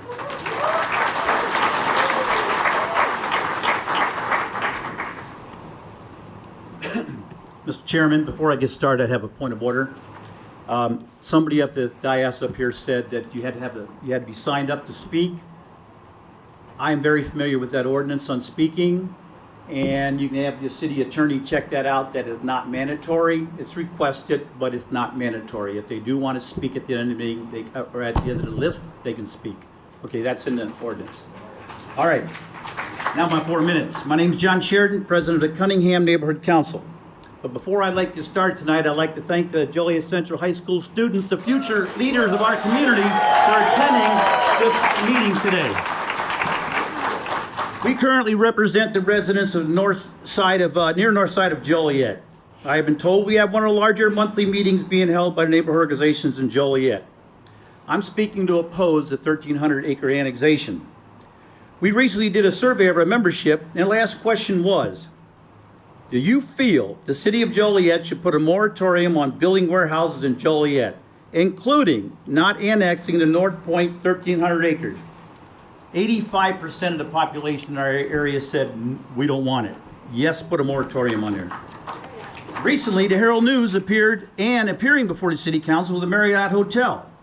They stated they took 18 months to plan that 10-story hotel in downtown Joliet. 18 months to rehab a small piece of property. I don't understand why Joliet wants to push through a massive project in 5 weeks. What's the rush? The city is spending $246,000 on a comprehensive plan and not including the south and east side of Joliet in that plan. They are taxpayers too, and they should be able to determine their own future. And what's with this pre-annexation stuff? I filed a FOIA request to obtain information on this subject and was referred to the city website with the annexation agreement. Nowhere in the city ordinance does it call out a pre-annexation agreement. Everyone else that petitions the city for an annexation has to provide full details about the project. Why is North Point being allowed this exception? I also filed a FOIA request to seek how much revenue is being generated by the current warehouses located in the city limits. And the answer was, no records exist. What's that all about? Are they afraid to show the real numbers? Is it costing the city more to have them in our city than the actual revenue they're generating? Everything with the warehouse is a secret. What is the city hiding? I totally understand the unions wanting the projects for the members. I get it. I worked for Caterpillar for 45 years. I was on both sides of the fence, and I've done my share of organizing. But please remember that we are the taxpayers of Joliet, and we have to live with the consequences of the traffic, etc., after you leave town and you're off to do the next project. So please, gentlemen, understand our frustrations. We support you. Where are the rats, the big rats in front of these projects? These people deserve a living wage, and these are your future union brothers and sisters that need your experience, your help to organize to get a decent wage like you folks do. Please help them out. In closing, please turn down this project till the infrastructure is completed. Thank you.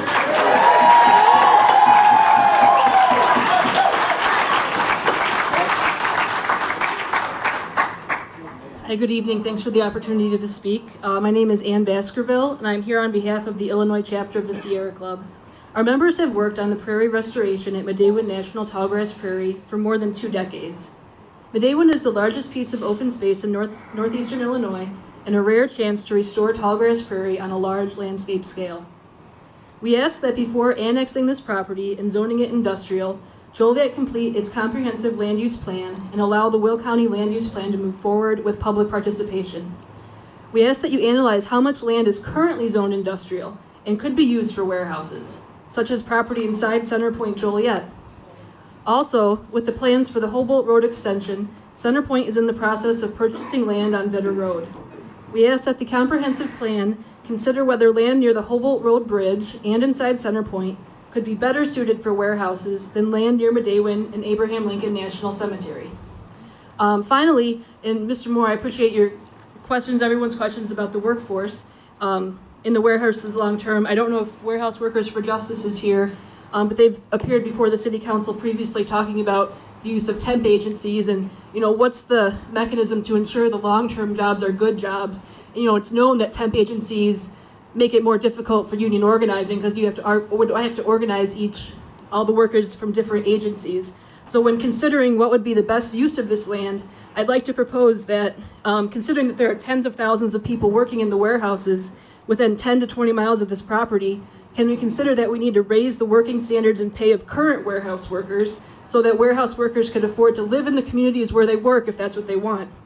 And if you think about that, it seems like giving people a place to live that's 10 10-minute commute, a shorter commute, plus you're, right by a national tallgrass prairie would be a benefit to people that are both working and living in Joliet. Thank you.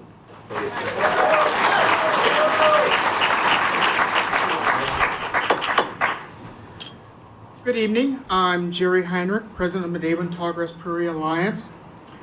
Currently, Will County, in cooperation with CMAP, Chicago Metropolitan Area for Planning, are developing a comprehensive regional transportation plan called Moving Will County, a plan that will hopefully address many of the problems associated with warehouse complex development and associated truck and other worker vehicle traffic. I implore that you do not make plans to address North Point's proposal until after the Will County CMAP Moving Will County study is completed and recommendations are made. In a speech recently made by the mayor of Joliet, he referenced North Point's intermodal facility in Edgerton, Kansas, with words of praise, insinuating that he expected that the proposed Joliet facility would also be worthy of praise and accolades. Please consider there is a very important primary difference between North Point's Kansas facility and the proposed facility in Joliet here. The Kansas facility has direct access to major interstate highway, while the proposed Joliet facility would be located in the middle of a rural area, miles from interstate highway, and without access direct to I-55, I-80, I-355, or I-57.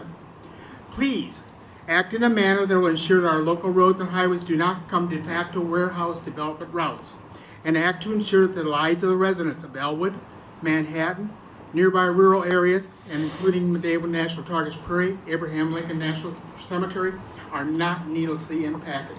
I thank you, and I definitely consider you friends, and will do what is right for the people of the Will County. Thank you.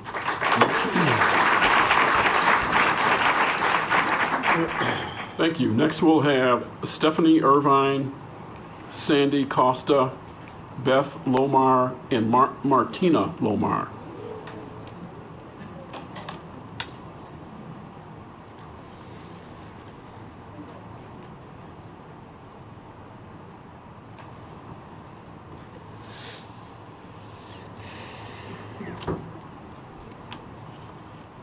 Thank you for listening to everyone tonight. My name is Stephanie Irvine. I've got a rather lengthy statement that I entered into the record just so that it's there if this moves forward, so City Council can also review it as well. But a few points that I wanted to bring up that I think are very relevant to your planning process is that number one, and this has been mentioned, that this pre-annexation is, you're really looking at just annexation.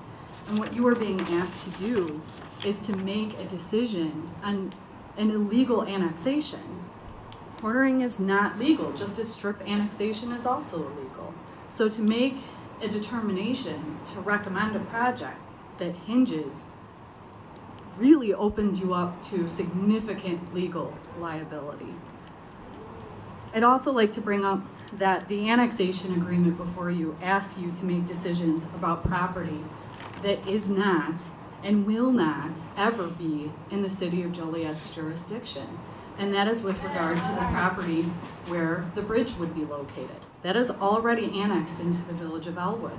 So nothing that North Point wants to do with this bridge, you can include it in your annexation agreement, but you can't act on it because that decision is not yours to make. Furthermore, that's in litigation. So, I mean, this is something that should be taken seriously, and their bridge, as they've said, they don't have a plan B because they need this bridge. So you're being asked to make a decision on a massive project that hinges on a bridge that you don't control. You cannot dictate what another municipality does, and to do so would set a dangerous legal precedent. I'd also like to point out that, as others have mentioned, there's ages-old traffic studies. You have nothing new to really review. You guys got this pre-annexation agreement a couple days ago. How are you able to really review all the impacts ecologically, economically, with regard to traffic? without having this information before you. It's also, as previously mentioned, inconsistent with taxpayer-funded traffic studies and truck routing studies that are currently in place. And to make a decision to recommend that the City Council approves a project of this magnitude before these are done is a complete waste of taxpayers' dollars all over Will County. I urge you to vote no. Thank you for your time.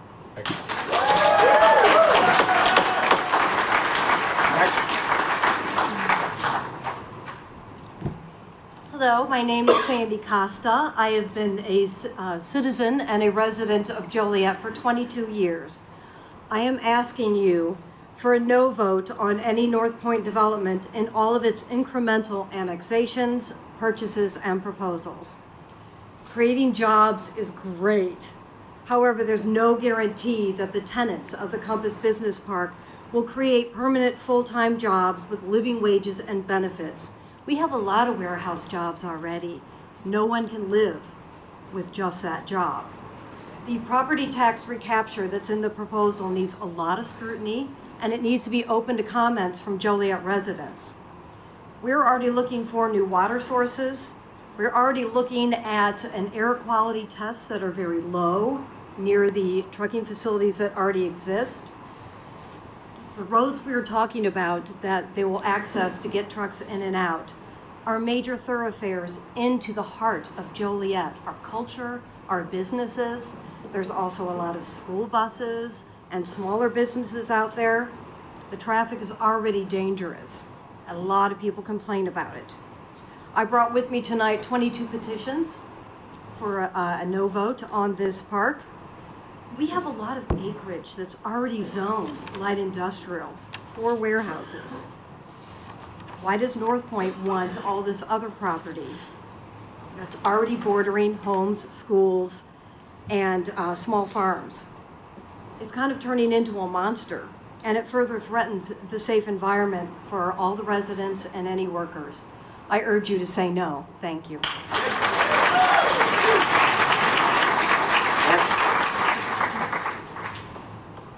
My name is Beth Lomar, 25747 South Chicago Road in Elwood. First of all, I'm not a public speaker, so I apologize because my voice is going to crack. Mr. Boltis, I have been watching my property values since North Point first came in to Elwood. The first month, my property value dropped $5,000. When you pulled out from Elwood, it started to come back up. It is now going down between $158 to $500 per month. And that's on Zillow or Zillow or whatever that is. Now, to my main point. I'm a sleep tech, which for most people that means absolutely nothing. I watch people sleep. But I want to give you a little bit of one of my nights. First of all, 25% of people with COPD have never smoked. Long-term exposure to lung irritants such as air pollutants and chemicals are a major cause of COPD. COPD is the fourth leading cause of death in the U.S. In 2016. The estimated cost of COPD in 2020 is going to be $49 billion. The air quality is measured by the particulates in the air. So that being said, you have to realize that the wind is going to blow those particulates all over Joliet. Not even Elwood. Not even that I live near it.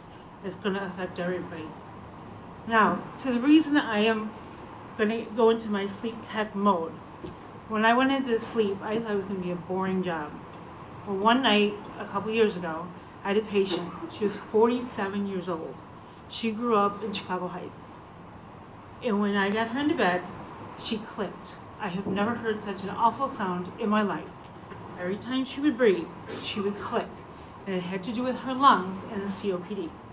And I said to her, I said, did you smoke? She said, I never smoked a day in my life. My parents didn't smoke. What it was, she grew up by truck traffic and industrial. And when they were kids, they would play outside. And all of her friends ended up dying. She said, I have 2 friends left that I grew up with, and we all have COPD.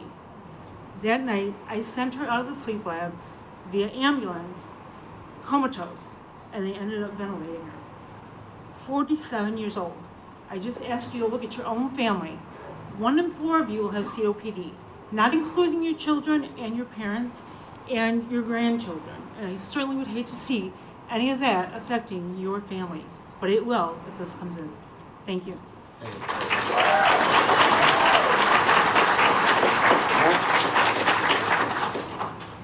Good evening. Thank you for this opportunity. My name is Martina Lomar, her daughter.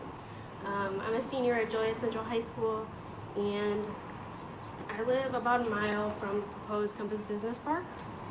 And let me just tell you, it is scary to think of this land becoming warehouses and concrete. At Joliet Central, we currently and just recently made the Environmental Action Club with Mrs. Boyle, who is amazing. And we're actively working to inform the student body of environmental concerns in our community, North Point being the first. I would like to start by saying that the proposed Compass Business Park is going to be detrimental to not only humans but also our environment. I mean, it's going to cut off a lot of your aquifers for the water sources, as well as causing damage to the soil and all of the nature around it. It backs up right to Medewin. As the younger generation, we are the ones that are living with these horrible effects.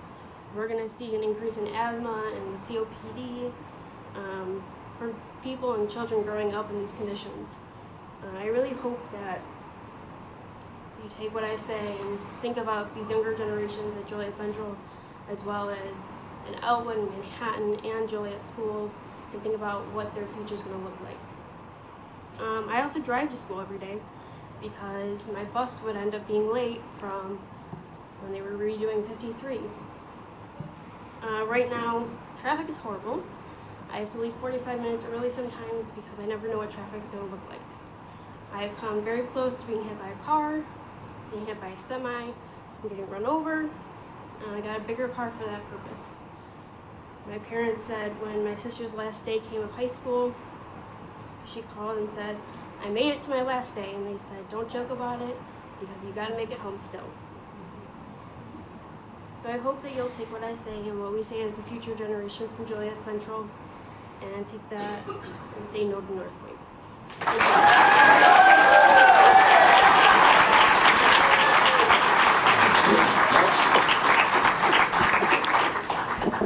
Thank you. Next, we'll have Laura Boyle, Ron Schmidt, Jeff Lindstrom, and Julia Coldwater.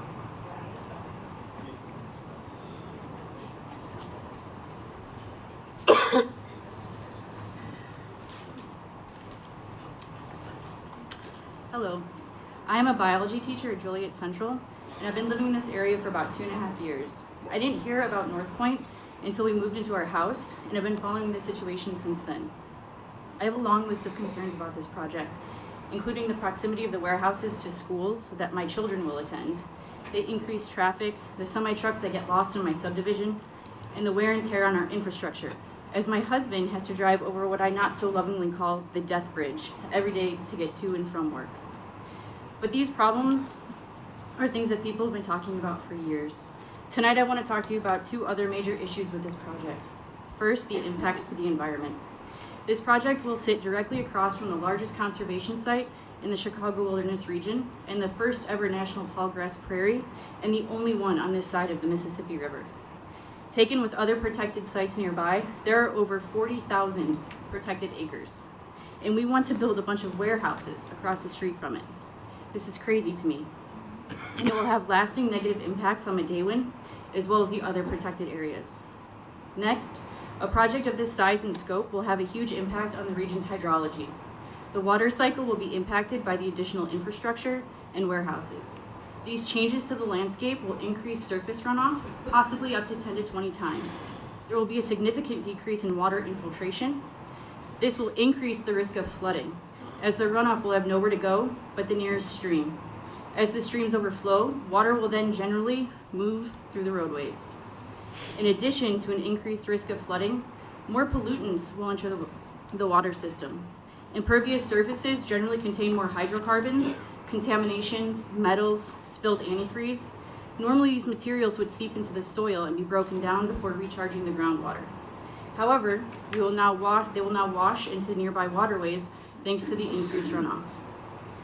While I find many of these and many other environmental impacts worrisome, my last thought has to do with the redirect by North Point.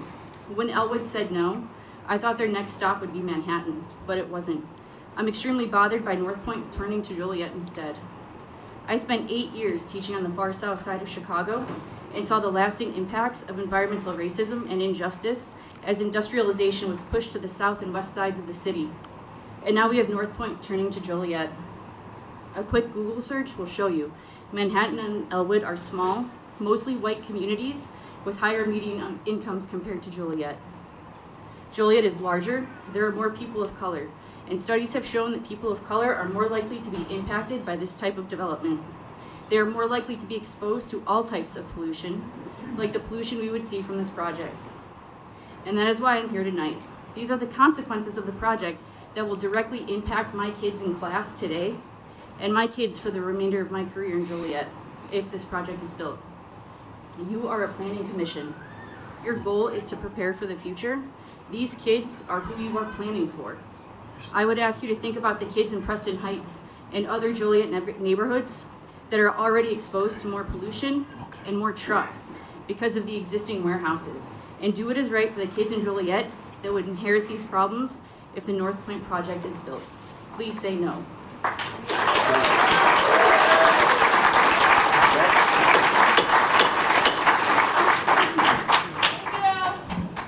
My name's Ron Schmidt. I'm a trustee at Elwood, and our mayor could not be here tonight because of a legal meeting that he had to be in, otherwise he'd be here. The first thing I wanted to say is, if 20 years ago, if I had a tape recording, it would have sounded like Compass Point. They told us all kinds of stuff. We'll have this, and we'll do this, and won't be that.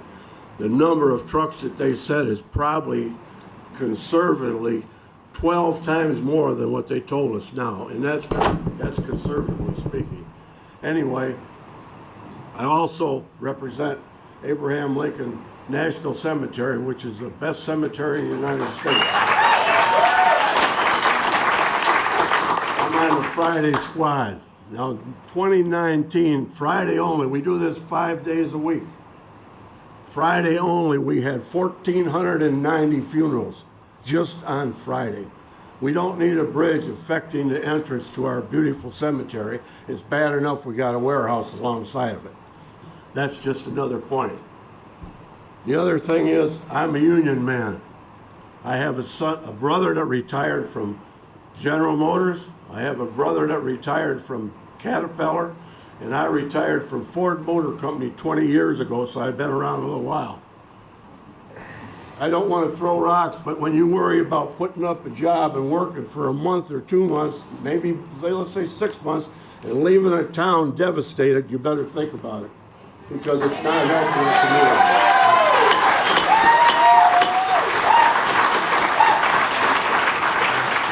We're going to hold your applause if you're burning up his minutes. We're not going to stop. You get 4 minutes, and 4 minutes is it. Next, please. Hi, my name's Jeff Lindstrom. I live at 4 Longwood Court, Joliet, Illinois. I've lived in Joliet for 35 years. Before that, I lived in Lockport Township my whole life. I've seen this area change. Some things have been tremendous, giving us more opportunities to buy things, to have better places to shop. Other things have been not so good. Warehousing jobs are not good jobs. Most of the jobs are temp jobs. People are fired before they get benefits because they say, we just don't need you, you're not quite working out. If you're gonna have an agreement like this, part of the agreement should be, let's pay $30 an hour, average to the people there. How many of these places are gonna open up then with these Chinese goods that are coming in and destroying our country's economy? Manufacturing all used to be done here. Now we see what's happening because of the coronavirus. We can't get anything because everything's made in China. Why? Cheap labor. I am for the good jobs for these guys. There's a great place for it to be done. Let's redo all the highways before we even think about this project.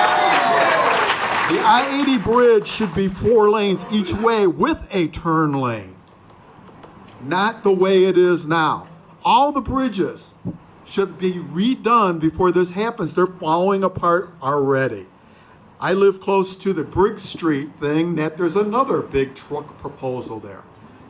There's a lot of places that have had this kind of, let's build trucks and warehouses. How many of you guys want to live in Stickney, Illinois? Okay. Stickney, Illinois was the old warehousing capital of this area. Nobody lives there hardly anymore. The housing values are almost zero. People would probably be happy to give you the land, but it probably is polluted so bad that you wouldn't want to go there. And who says, you're saying radioactive stuff can't be stored there. How about toxic chemicals? Do you know that a lot of warehouses in Chicago, people come in, fill them up with toxic drums, and just drop their lease? Do we have somebody inspecting that? I can tell you the answer is no. Okay, we don't have anybody going out and do that. How do I know? I was the industrial chemist for the city of Joliet. Okay, so we could have some giant problems here. Environmental, traffic-wise. Right now, I take Route 30 all the way over by the mall where I work at. And the reason I do that, I'm afraid to get on I-80. And I drive down Route 30 to get there, and at least twice a week, Route 30 is so packed with trucks, cars, that you cannot make it there even in a half an hour. Why? Because of truck rollovers. Giant accidents on I-80. How many more people will die in accidents like that? I ask you guys not to approve this project until the infrastructure has been upgraded way more than it is now. 5,300 trucks a day is a lot. Thank you, guys. Thank you.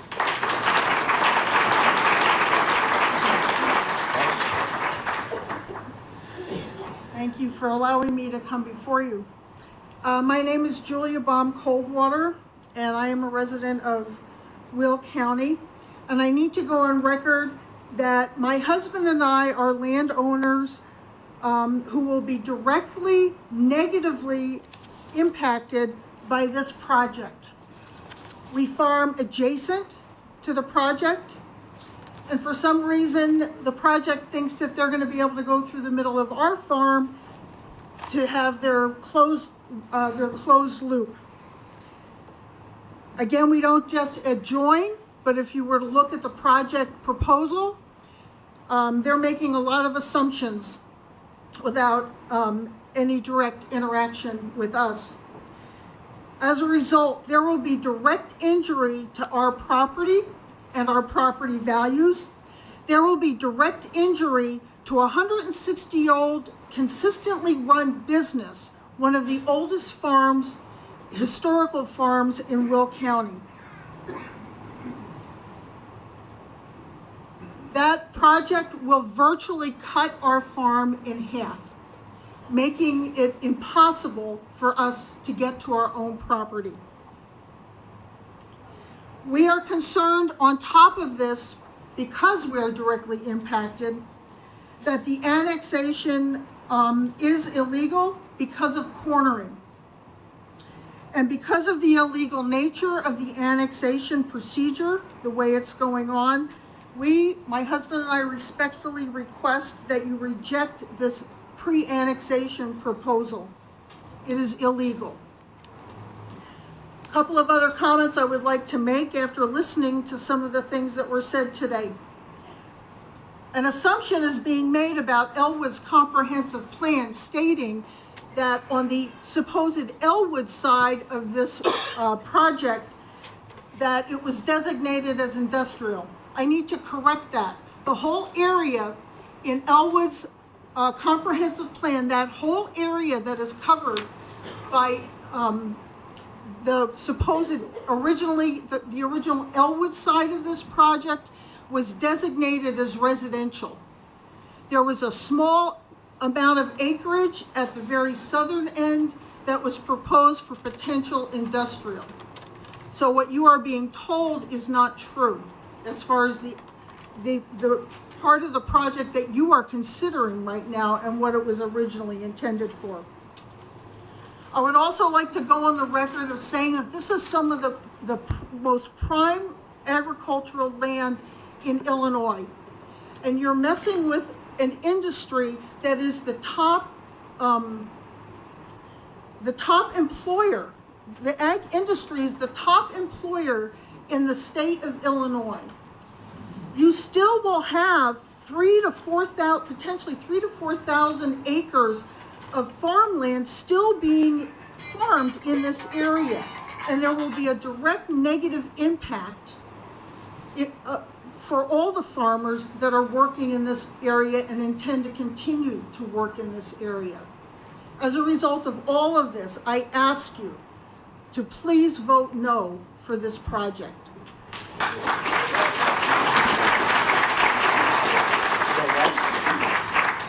Thank you. Next, we'll have Al Gutierrez, Josh Rieger, Matt Robbins, and Christina Samet.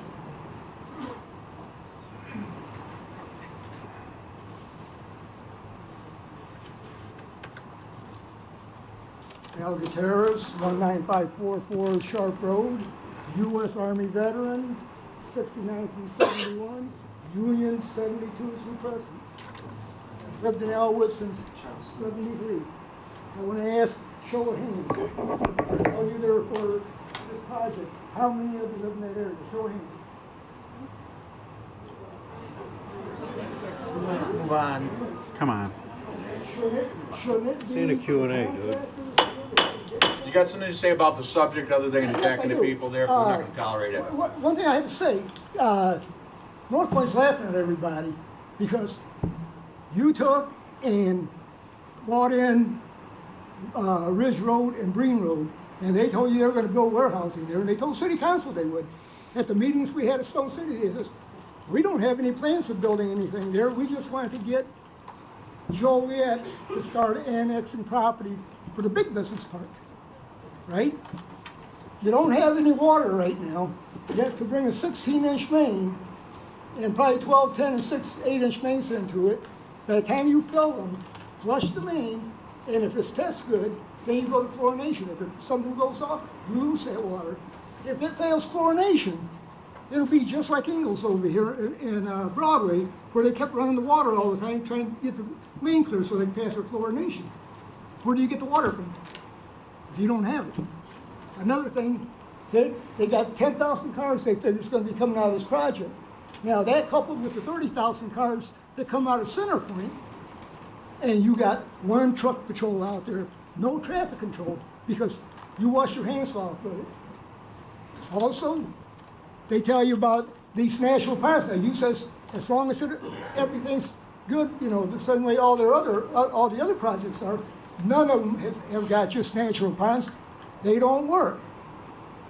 Once they plant trees, and those trees fall in that storm sewer, and they go out to that pond that's already got trees and plants growing in there, where do you think the water backs up? It backs up like it does over in Kansas, all over the people that live around it.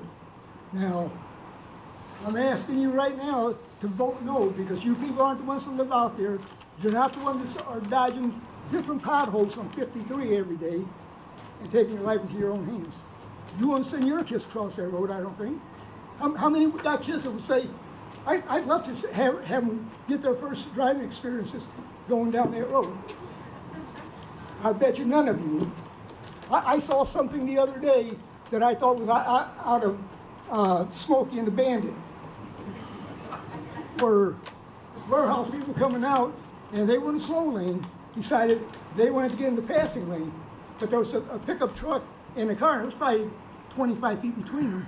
I've never seen a car be able to cut into that lane, and when that truck turned his turn signal and cut back into my lane where I was at. And if I want to have my grandkids, I wouldn't mind hitting them, but I don't want to do anything like that with kids all the time. So I'm asking you, vote this thing no, because you guys can't handle it. How come Center Point isn't here? Everything's got to go through Center Point. all the trucks coming out with the goods, they're gonna be delivered, it's gotta go through Center Point, but they're not here, and they weren't at any of the other meetings. And when we asked, they says, well, we invited Center Point, but nobody showed. Thank you.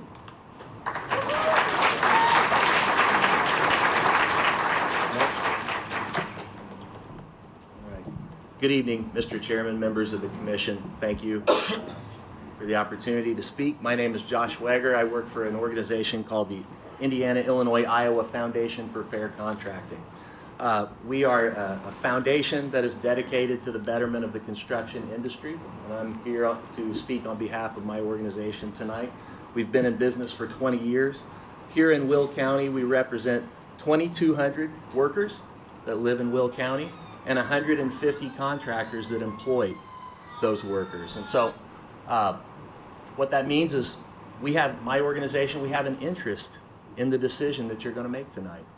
Just like everybody in the room has an interest in the decision that you'll make tonight. And I'm not any better than anyone else in this room, and nobody in this room is any better than me either. So we all have an interest in the decision. So I'm here to let you know that our organization believes that this is a smart investment for the future of Will County to create jobs. Now, you talk about warehouse jobs. There's concerns about warehouse jobs. I might share those concerns. You know, people say, well, what's the mechanism to ensure that a warehouse job is a great job? Well, there's never been a mechanism to ensure that a job is a great job in America. You know, workers had to fight for that. Workers had to fight. And employers who care about workers had to stand up with workers and ensure that a lousy job became a good job in America. And there's going to be great opportunities in logistics and transportation and warehousing to make great jobs of the future. But people are going to have to fight to make those jobs. There was never any guarantee that a working class job was going to be a middle class job. We had to earn that, and we had to fight for that. Now you talk about, you know, cheap plastic junk made in China coming into the United States. I might share that concern as well, you know. But you want to find out what we can do about that? Well, you got to talk to the Republicans and Democrats who gave us NAFTA, who gave us WTO, who gave us GATT, who tried to give us the TPP, who gave us CAFTA. That's where those products are coming in from. Now, we solved that problem. That would be amazing if we could solve that problem. We could bring manufacturing back to the United States of America because it's a hollowed out shell of what it once was. But even if we bring manufacturing back to the United States of America, guess what? The warehouses, the intermodals, the transportation, distribution, logistics facilities, they're still going to be here. They're still going to keep growing because this is the on-demand economy. This is the 21st century economy, and that's the way life is, and that we are not going to change, because the principles of economics tell us that that is not going to change. I'll just conclude by saying Will County, Illinois is in a position that very few other counties in America are in. The growth, the population growth, the economic growth, it's an extraordinary position to be in. 95% of other counties in America will never experience these kind of problems that you all are dealing with. Good problems to have. I will say Hold this. it down. He's speaking. If you guys can't, then we'll shut the meeting down. I would just say this. Chairman, if they're going to continue to disrupt the meeting, I'm not screaming when other people. No, I knew not. No. I would just close by saying this. My organization, I personally, we appreciate the concerns of everybody in this room. We're people too. You know, I can understand it. I know what the concerns are. We all have interests in the decision that are being made here. So I'm here to say on behalf of my organization, we represent working people. We think it's a good decision. We think it's the right investment.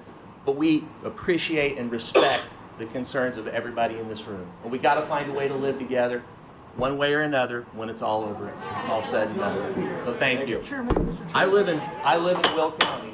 If you guys want to go out, leave. Illinois, and I have one hell of a lot of traffic to deal with every day.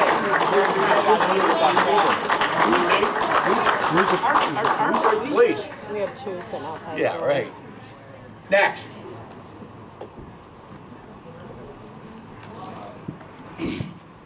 Good evening, I'm Matt Robbins, and I'm with Jackson Township. I'm a Jackson Township trustee. I've got a couple points to make. A lot of them have already been talked about tonight. One of the first things I want to talk about is Joliet is spending $250,000 on a new comprehensive plan for the south side. So, and that's why they're saying they won't extend the boundary agreement in Elwood. That is an astronomical amount of money to be spending and to be even considering a decision like this before that's done. North Point says they want to work with the community. We all agree, I hope we all agree, this is in Jackson Township. All of it is in Jackson Township. Then why haven't they, until the other day, reached out to us? I was at a meeting the other night. They have not reached out to Jackson Township. Never with a formal letter. One time they met with about the 103 acres, and 3 years ago, they sat down with 2 of us.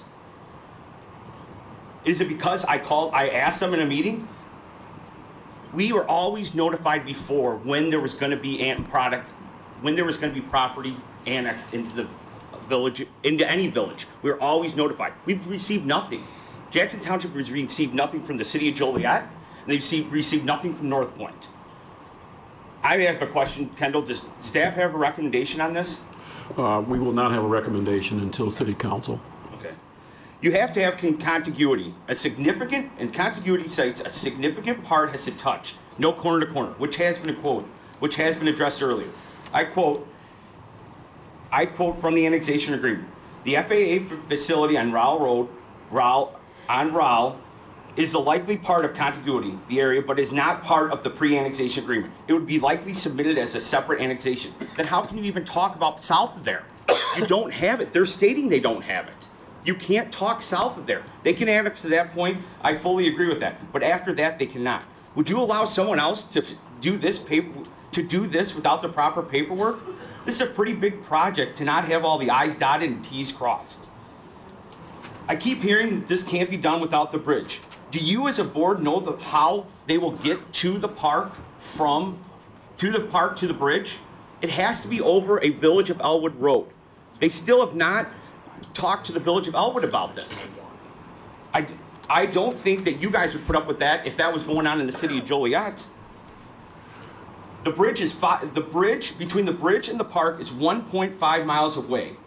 What is it going to take? You're just going to take what you want and leave us with all the headaches? Because that's what's going to happen. I agree there has been a lot of finger pointing in the past, but we need to stop and all start working together. I have a question. Do we know what roads they will be using? So if they're going to start building warehouses, they just have to have, as the way I understand it, they just have to have a contract to build the bridge. Then they can start building warehouses. Then they're going to have to use Jackson Township roads. They haven't even talked to the highway commissioner. That's 12-ton roads. That isn't going to support a semi. Like I said, we have to stop finger pointing. So this is what happens. Companies like this come in and start pinning communities against each other. I think we can all agree we want to leave a better community for our children and grandchildren. But if we don't do this responsibly, there won't be a community because everyone will want to leave. You folks have a lot of things to consider tonight and a very difficult decision. Sometimes going against the regime in order for public safety and quality of life is the thing to do. Please not only think about the people of the South Side, but all of Will County, because this will affect each and every one of us and everybody in this room. Lastly, just please be a good neighbor. Would you want this in your backyard? Thank you.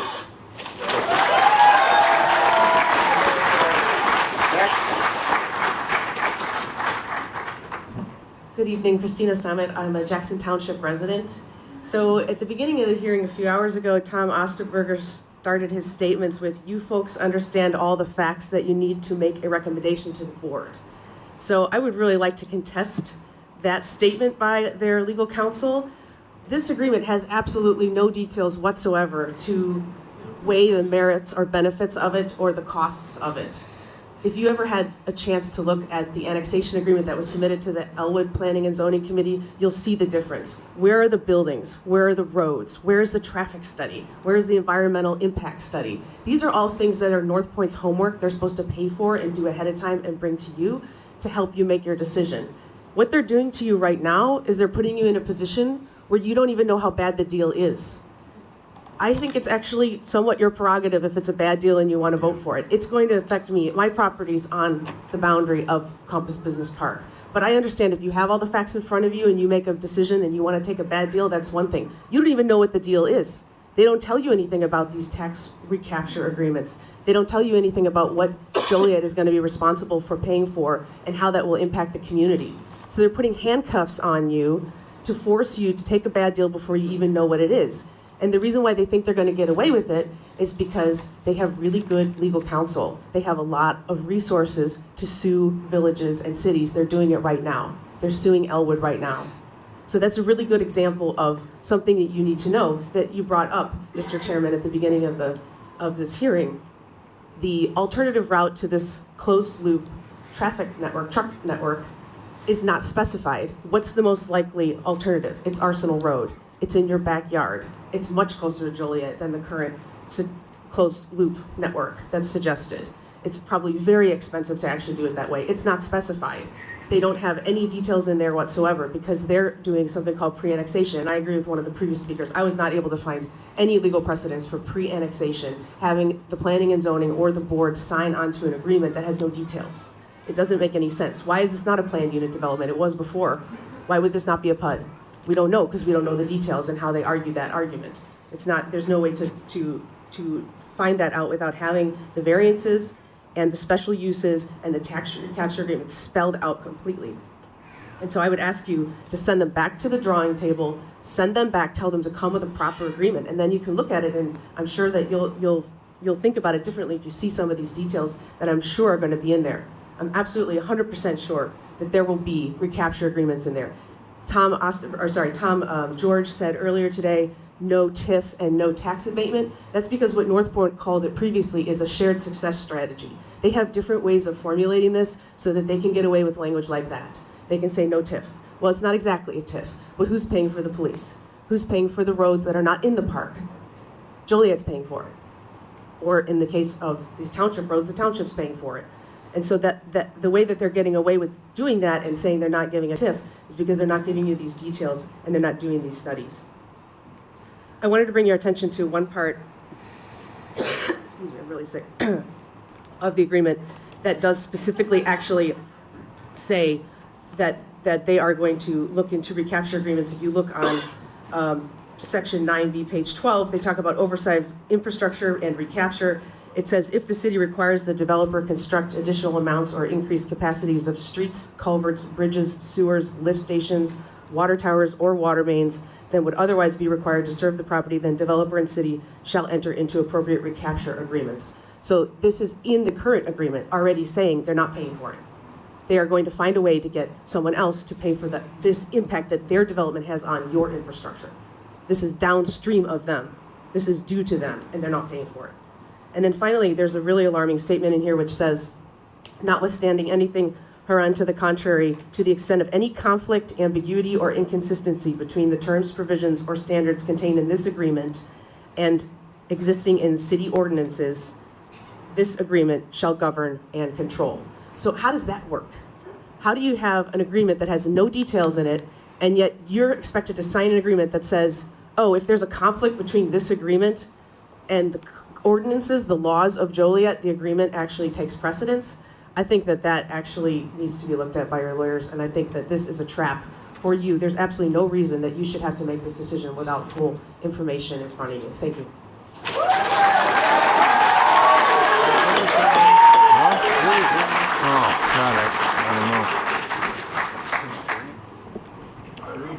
Thank you. Next, we will have Cameron McKee, Karina Gonzalez, Rachel Ventura, and Alicia Morales.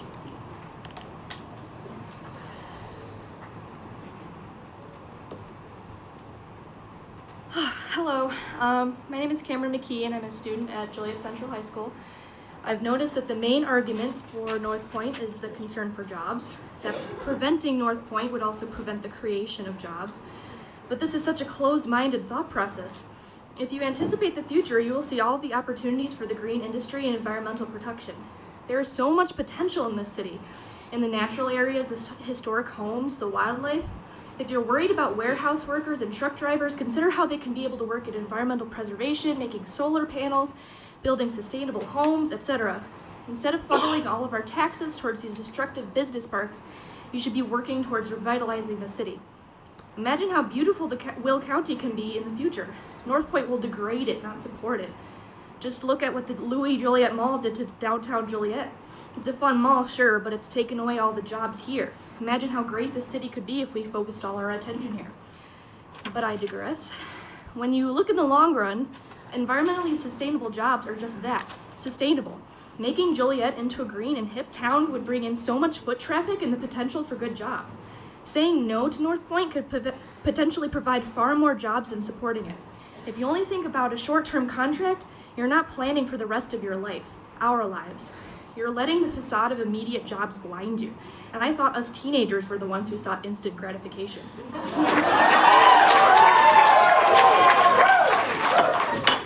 Before your final decision, I implore you to think, is the health of our ecosystem something you're willing to sacrifice for a destructive business park that will only benefit a small fraction of people for a small amount of time?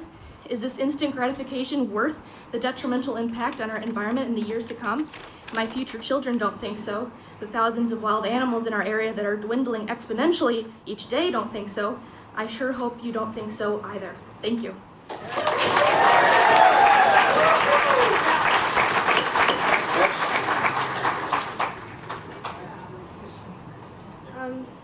Hello, I am Karina Gonzalez. I'm here with Joliet Central's Environmental Activism Club. And as your constituents, it is our civic duty to express our concerns and interests.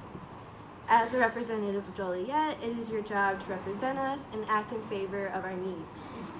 Say no to North Point. Ecosystem changes such as increased air temperatures, increase in runoff, and increase in pollution could harm our local environment. New infrastructure, such as North Point, has been shown to increase the number of wildlife vehicle collisions and increase habitat fragmentation and degradation. If you ignore our concerns, we will be convinced you do not represent us accurately. Evaluate where you align yourself and choose for the people's benefit. Thank you for listening.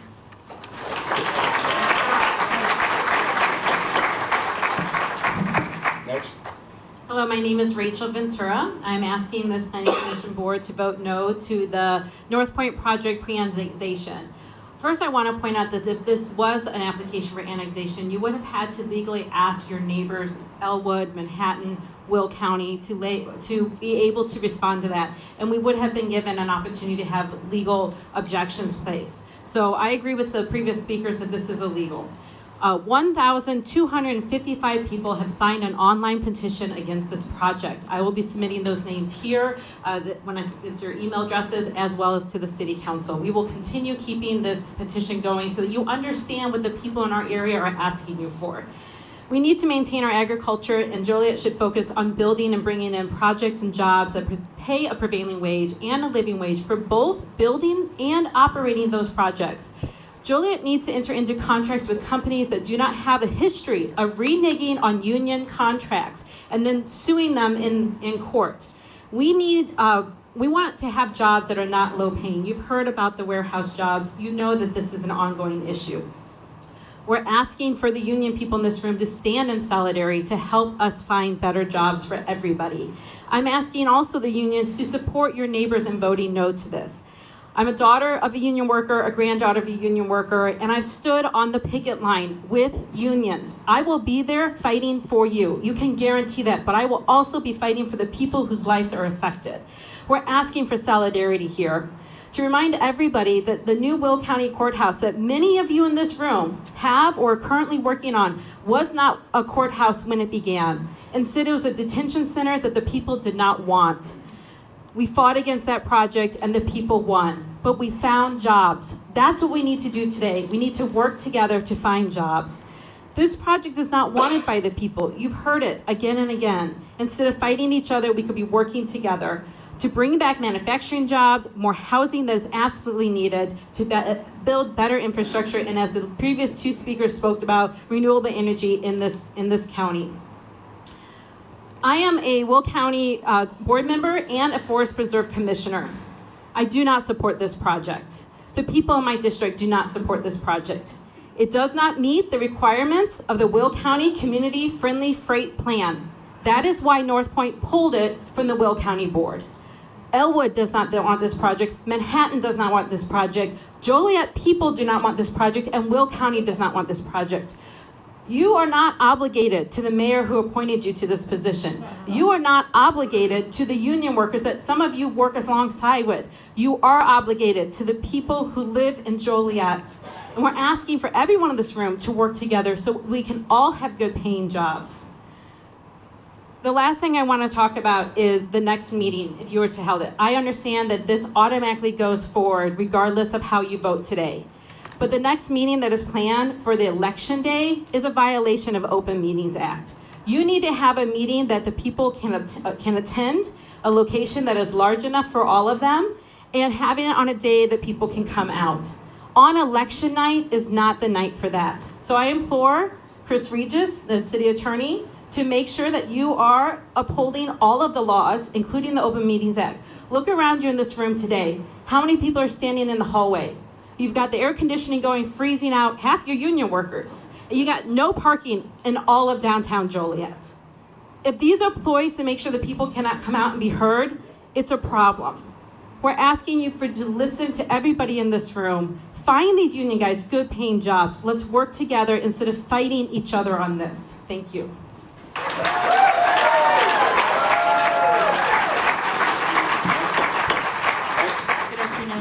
Good afternoon. My name is Alicia Morales.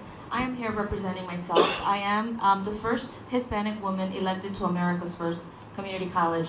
But again, I'm here speaking for myself as a private citizen. I live in Joliet. I live in the Cunningham area with one of the previous people that spoke in the Cunningham neighborhood. One of the speakers mentioned tonight the demographics of Joliet. And just so you know, Will County demographics, the Latino population in Will County, the growth rate of the Latino community is growing faster than the entire state of New Mexico. Maybe that's the reason why we're bringing warehouse jobs to this community in Will County, particularly Joliet. I'm offended by that. Get my notes here real quick. Okay, so I am not anti-development. However, I am also not against truck drivers, union members, or warehouse workers. In fact, I have family in all of these professions who are part of the fight.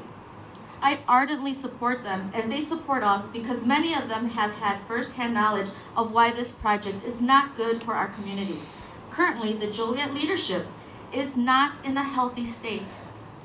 Look at our leadership, at our city manager. We're currently searching for a city manager. Maybe that's why everyone is in such a hurry to get this in right now, because they know that our Joliet leadership is vulnerable. We don't have a permanent city manager. Our city council currently we don't have a city council that is able to work and come to a reasonable and transparent consensus on just about any issue at this time. Our local colleges are currently recruiting diesel mechanics, teachers, nurses, and medical professionals. To all the laborers, have you considered perhaps building more schools or hospitals? Joliet has only 2 high schools, Joliet Central, which I'm an alum also, while the village of Plainfield has 5 high schools. Do you realize that the jobs that will be created are non-union jobs? Seriously now? Please ask your union to find a different contract to build. I want to add my voice to those who oppose the North Point development. We are overburdened with truck and train traffic now, and I believe it will only get worse if this development is allowed to happen. Please vote no, and thank you very much for your time.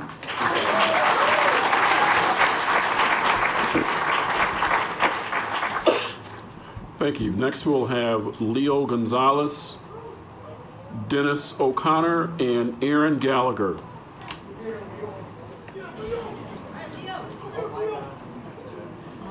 Go to the bathroom.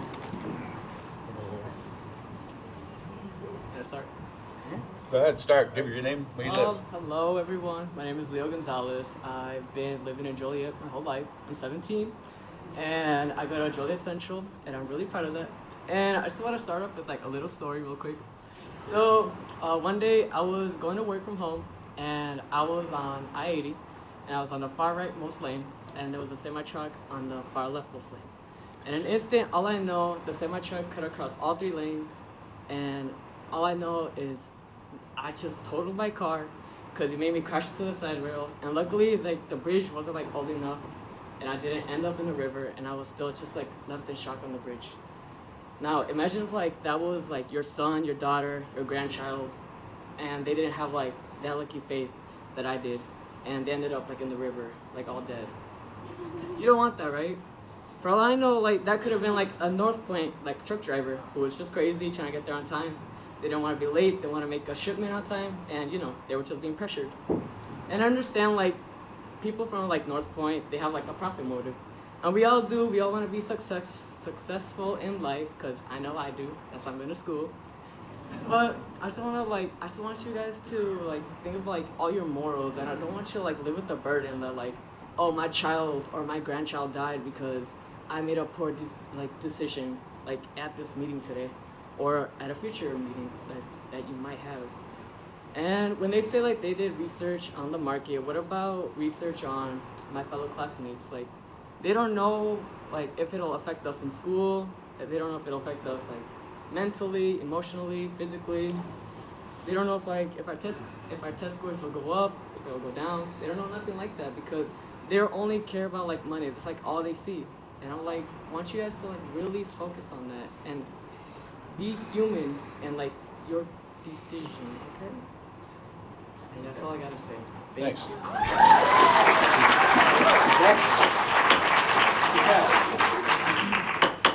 Who's next?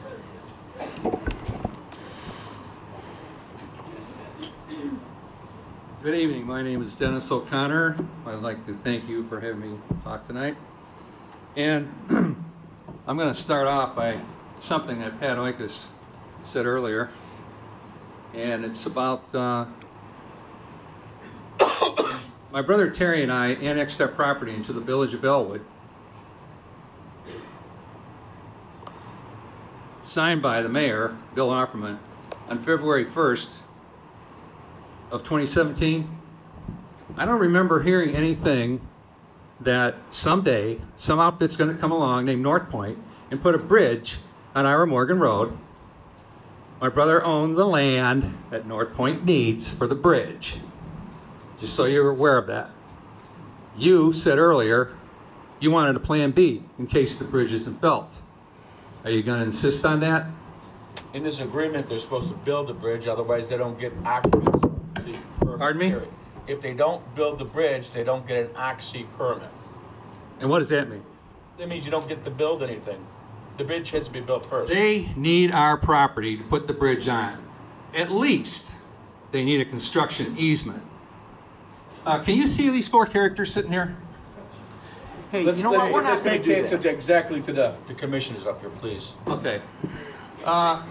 They have not yet, to date, approached my brother Terry and I at all about buying any of our property, because I have a feeling they think they're going to get IDOT to condemn it for nothing, next to nothing. And with all due respect, Mr. Bates, the appraiser, has an opinion, but that's all it is. That's his opinion of value. We've had our property appraised by Lestina's son. And, you know, I hate to see Dominic Orlando is no longer on your committee. I went to high school with Dominic, great guy. I went to high school with Martin Shanahan, your city attorney's father. And if they were here, they would say, slow down. If it's too good to be true, it probably is. What's the big hurry? You've heard people talk all night long. They're trying to sell you a bill of goods here. Remember Obamacare? People signed it and didn't read it? Do you want to be in that category? They brought up a point here. I wrote it down. Who's going to be responsible for maintaining that bridge? City of Joliet? Get it in writing.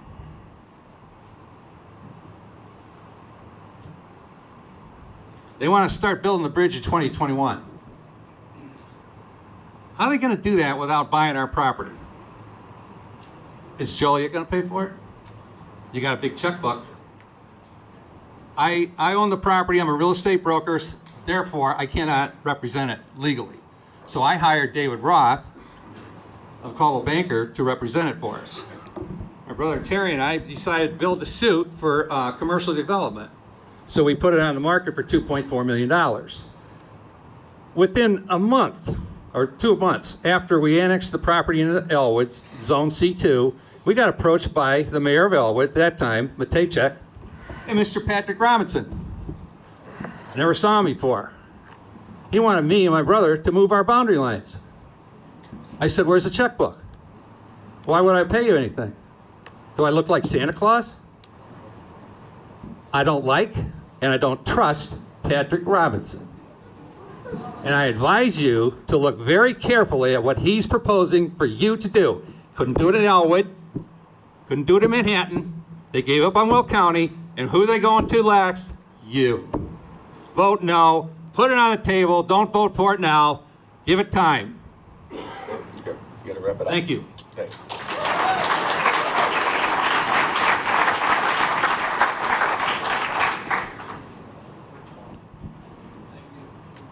Good evening.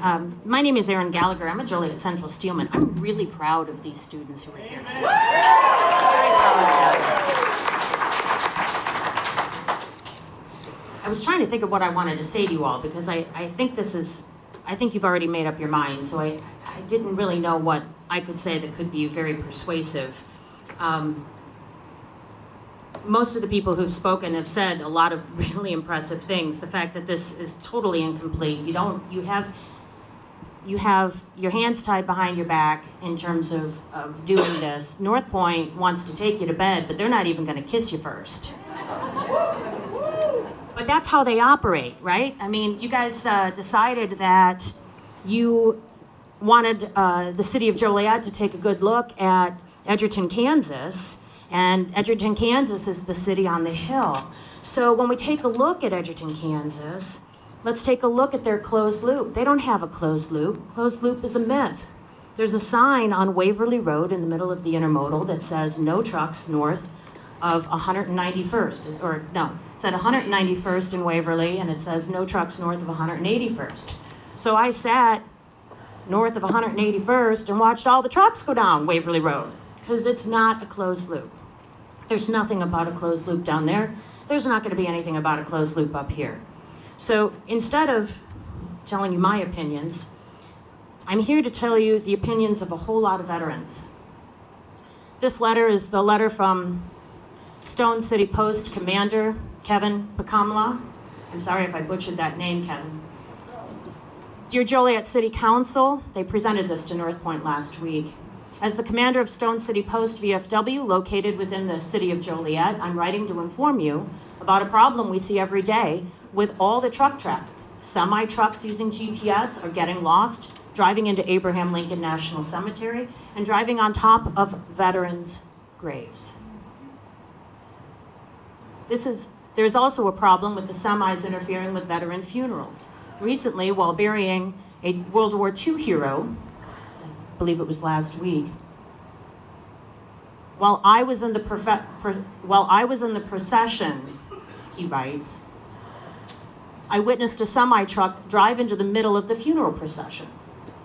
This is a very real problem. Many of our patrons, including founding members who are World War II and Korean War veterans, have said that they will not drive down here because of the truck traffic. This has hurt our business. Council members who say that they are pro-business should also want to protect the existing businesses that are already here. All of our veterans should be at the top of your list of people and businesses to protect. Please make sure if you are going to approve North Point or any other trucking warehouse facility that you put them close to expressways, not along 53 where they do harm to Abraham Lincoln National Cemetery and Stone City Post. And for these reasons, I strongly oppose North Point, both with or without the proposed bridge over 53. Respectfully, Commander Kevin Pakamla, Stone City, VFW, 2199, U.S. Navy retired. This is a resolution from the Manhattan American Legion. We, the members of the Manhattan American Legion, stand with the community of Manhattan, Illinois against North Point proposed bridge project and infringement on community access to roadways, including but not limited to U.S. Route 52 and Manhattan Road in Manhattan. In addition, the Legion membership agrees with officials believing the business park will affect the quality of life due to drastic change in landscape, disruption of funeral processions for Abraham Lincoln National Cemetery, and a negative impact on the safety of residents. It will increase air, light, noise pollution, and cause a burden to the current infrastructure and would cut off easy access to Manhattan and Joliet. This is a resolution against North Point signed the 22nd day of February, and it lists the commander, John Kessel, the senior vice commander, Jim Romaine, the junior vice commander, Dick Smertz, and finance officer, Roger Bradley, and adjutant, Larry Musson. So I've got a number of signed letters here from World War II veterans, Vietnam veterans, Korean War veterans. I was going to list their names, but apparently that's not allowed, but I will end with this last thought. Since Edgerton, Kansas is the supposed to be the thing that you look at to model your proposed project after, I'd like to point to Ordinance 1074 of Edgerton, Kansas, which reduced the zoning and commission board members there in Kansas and the zoning board of appeals from 9 members to 5 members. The number of people on the board that were residing within Edgerton city limits were required from 5 people to 3 people. And a quorum was reduced again from 5 people to 3 people. You gotta wrap it up right now. Yes, it is. So the point is, the planning and zoning has 3 people, and 2 of them can live outside of Edgerton. So whether it's from, if North Point gets their way, whether it's from all the high-tech warehouses or this city's current administration, this board, and that means you, is going to be automated. Officer, Would you please take him out, please? Thank you. You're really gonna escort me Yes, out by ma'am, the I police? asked you that several times. We have a lot of people who want to speak here.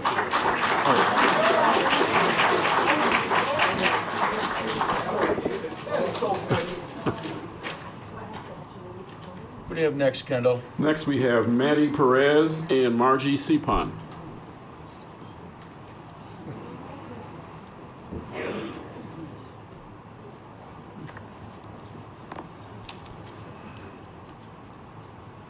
Talk for like 7 minutes.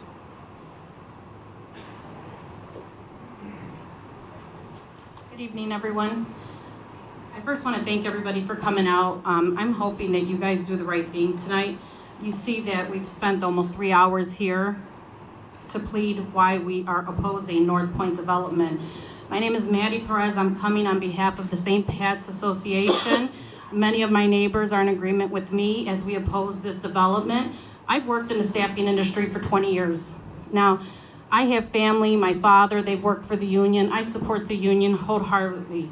But these guys are gonna have a project, maybe a year, maybe this project might go a year, and they're gonna make a lot of money, which is great. But there's gonna be a lot of families like mine and the many you see here that are affected by this development. As you all know, there's violence plaguing our community as it is. We don't have the public service, available to handle this development. Working in the staffing industry for 20 years, I've hired people, temporary workers. I can tell you that these men are flat out lying, or they're either oblivious to the fact and in denial that most of these jobs are not going to be permanent jobs. They treat and exploit workers. And I say that because me, being that I worked in the staffing industry, my goal was to get people hired permanently at these warehouses. I found that most of these warehouses don't have that interest. They don't want to pay benefits. They don't want to pay good wages to our workers. They work them hard, and then they let them go. You've seen it over and over with the Schneider issue at Walmart warehouse. You've seen it with DSC and all these other warehouses in Elwood. I encourage you guys to actually go out there and talk to some of these temp workers working in these facilities. They don't care. We deserve a good quality of life. We deserve safety. We need more public service workers to protect our communities. Please remember us, your constituents. Thank you.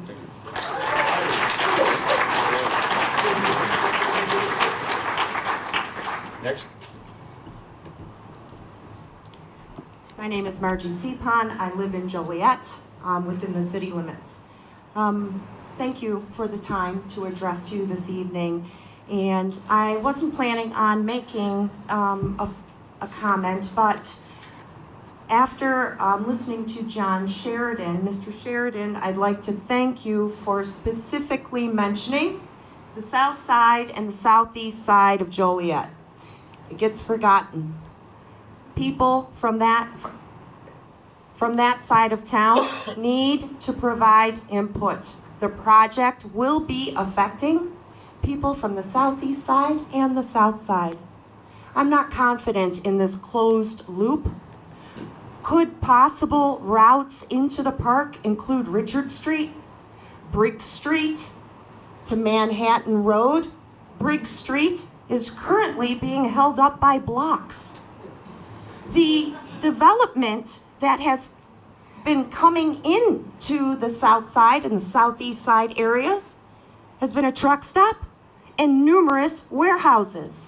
There is a comprehensive plan being worked on right now.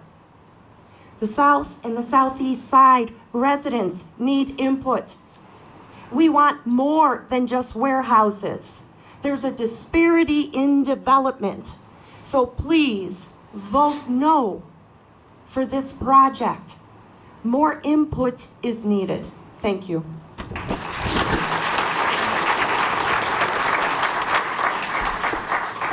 Thank you. Sam Blatt.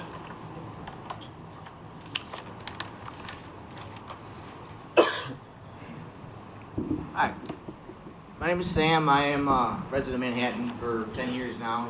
Lived in the Alliance my whole life, so right down the street from all this. My kids are both 5 and 7, kindergarten, first grade, and they will be attending Pleasant Creek for the future, and it's obviously right down the street from the warehouse, and that's great. That's cool. I'm also a 174 carpenter. I drive Joliet. I've been in for 15 years now. I know a lot of members. I've been to a lot of meetings. I've worked in the area a lot. I've not met, heard of, or even know anybody's even worked at a warehouse. These walls they bring out, they're all pre-made somewhere else. It all goes up real quick. There's just not enough. The work's not really there. I could, if they say go there and work tomorrow, it'd be like a 1.5-minute drive from my house. I mean, that's the dream. And I'm a concrete guy too, so that'd be perfect, right? I'd rather, as I do now, I'd rather drive 2 hours every day to the city and work there and not in my own backyard. It is, I don't want that for my town. I love Manhattan. I love the area. I grew up in the area. I want to see it, I don't want to see it take a turn for the worst. That's it. Thank you. Thank you. Thank you. Jeff Grimes.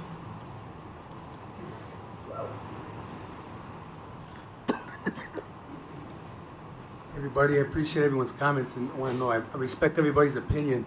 It's been pretty entertaining. Members of the Planning Commission, my name's Jeff Grimes, resident of the east side of Joliet. My boys, they ride their bikes in the street because we don't have sidewalks on our block. Members of the Planning Commission, I want to begin by acknowledging the unfortunate challenges that our neighbors to the south are facing. I sincerely admire their fight and empathize with their struggle. But with all due respect, and I mean that with all due respect, I also live in a community that faces struggles and challenges. I am not for North Point, but I most definitely all day, every day, am for the people of Joliet. To just say no to North Point, in my opinion, is premature and status quo.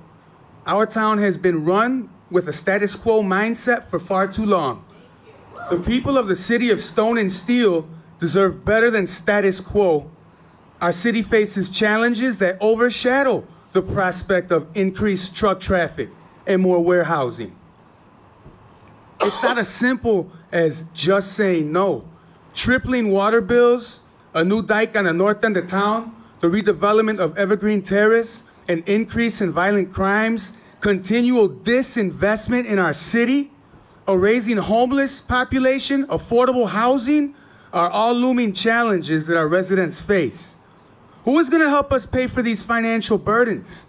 The taxpayers have already been whapped in the face with another round of new taxes.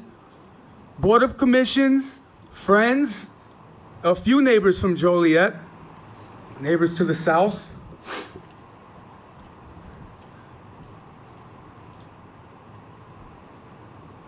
If the City Council exercises good judgment, innovation, and shrewdness at the negotiating table, demands can be made and deals drafted that could benefit the people of Joliet, requiring North Point to pay its fair share.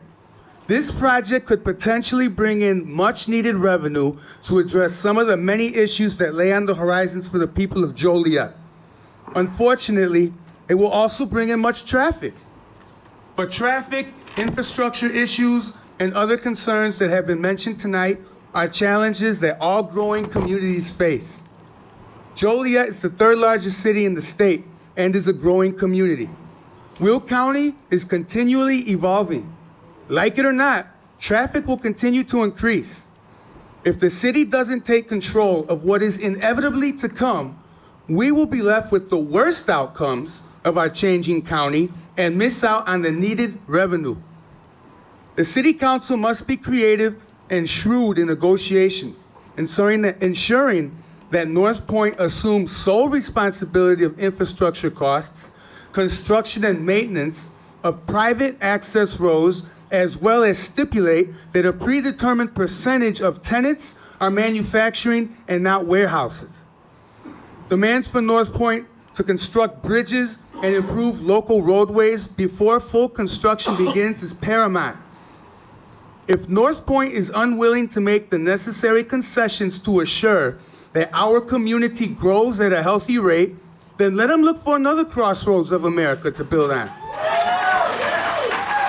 But to reject North Point without even attempting to negotiate would be imprudent and exhibit lack of vision. Plan Commission, I urge you to vote yes for the people and the residents of Joliet in the hopes of securing a new source of much-needed revenue. To just say no to North Point is just status quo. You gotta wrap it up, sir. All right, thank you, I appreciate it. And I hope you do what's best for my neighbors and myself and my children.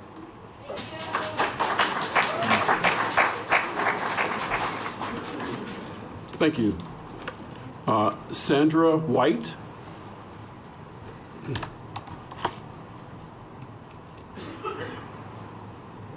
Hello, my name is Sarah White. I live in Manhattan currently. I've lived in Elwood. I've lived in this area my whole entire life. I have family in Joliet. I love the area. This is why we stay here, because we have family. It's a beautiful area. We enjoy the agriculture, the farmland, everything of this area. But what we don't enjoy are the warehouses. I have a question for all of you. If this project is so imperative that we're going to be dying of not having enough warehouses and manufacturing, why isn't Center Point, Joliet Elwood Business Park fully built out?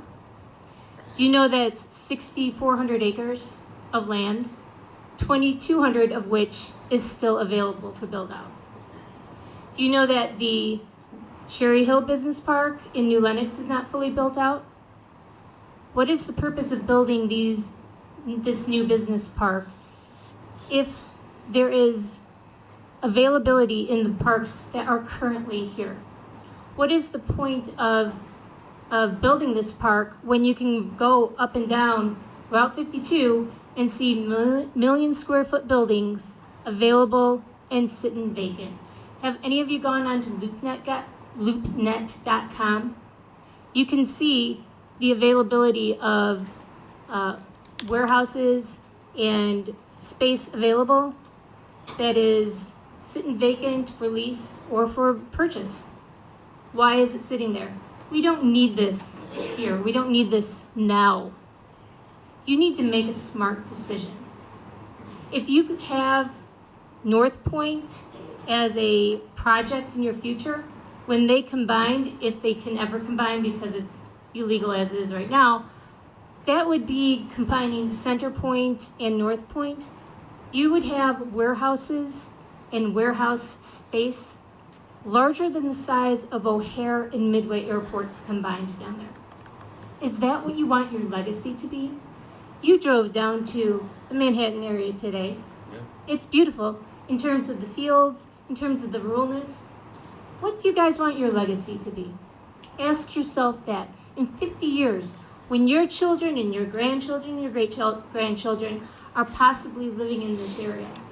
Are they going to want to drive down to the southern Will County area and see farmland or see farm fields, or go see the Midday-Wind Tallgrass Prairie, see buffalo? I mean, buffalo in this area.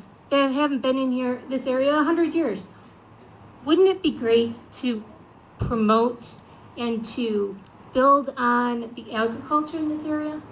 The agricultural innovations that we could do? Or just put a halt to this madness? What do you want your legacy to be? Please say no to North Point.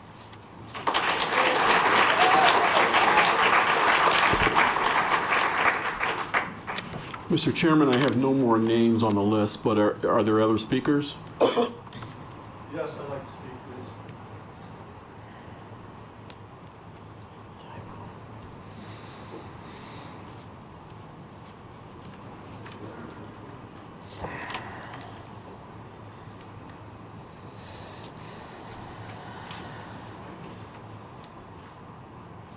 Good evening. Wasn't quite sure what I was going to say or what I'm not going to say. Very disappointed because I think I look at people up here who already have their minds made up what they're going to do. That's kind of disappointing. People have an opinion. They have a right to yell and scream a little bit. Was it unruly? No. I'm going to bring in a policeman. Tacky? Really tacky. Sorry. Wasn't necessary. Guys, I'm a Teamster too. I grew up driving trucks. You know how many Teamster truck drivers are on the street today? None of you can probably answer that. Sir, John, keep it on. Not a one. Not one answer. The roads are already cluttered with unprofessional drivers on them. You drive by them every single day, going home, going shopping, and going to visit relatives. It is going to get worse. Have you talked to the other communities?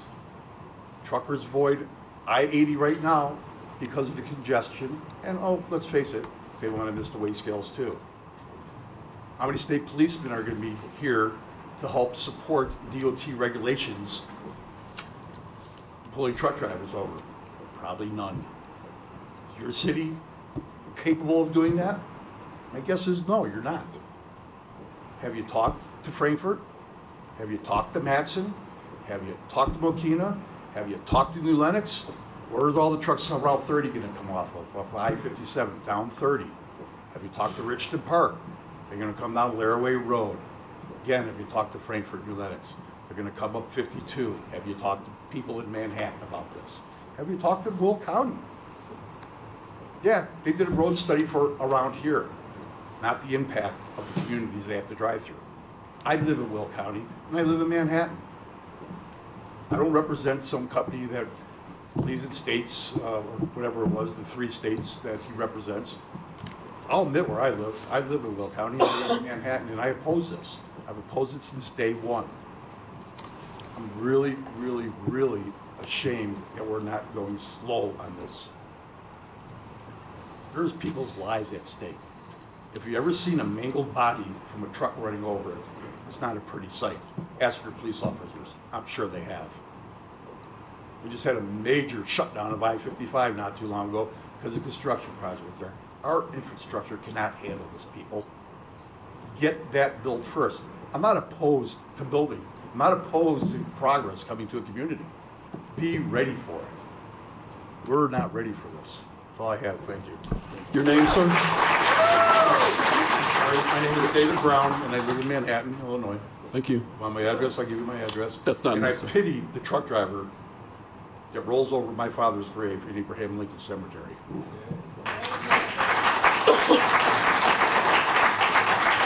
Thank you. Other speakers?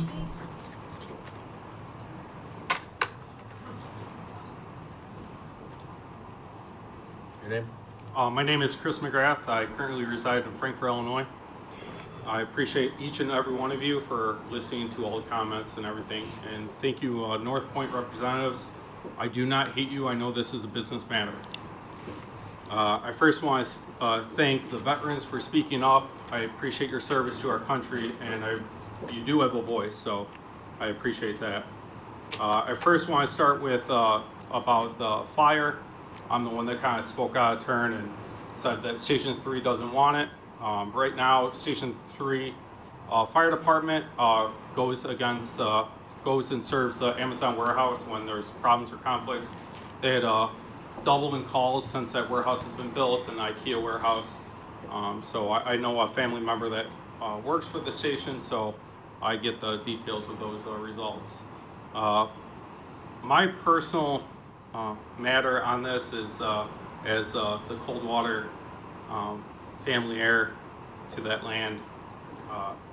They've been farming it for 186 years. Manhattan and Southern Will County has been always a farming community. That's how it's been developed. My family came over in 1856, and we have 7 generations that have lived in Manhattan or in or around it. So to see the farmland just go away to concrete buildings would be a disappointment to the land that it is used for. I know it's good agricultural land. I know there's plenty of farmland down in Southern Illinois, but I think that this quality of land is prosperous. It's still growing. You can still use it for what it's meant for. I'm not opposed to growth either, and I want you to hold off until you actually do studies. If this land was no good, okay, then that's different. That's a whole different ballgame. But people are farming this land every year. This is farmland. So I really want you to consider what it's being used for currently and what the impact of that would be on the community as a farming community. So I really think that the farming aspect is what I was gearing towards, and since I had 7 generations living in Will County, I think this would be a generation killer. I'm not sure where everyone came from.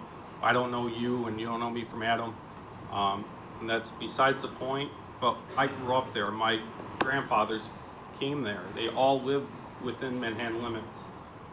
So generations will not form there. You won't have generation families.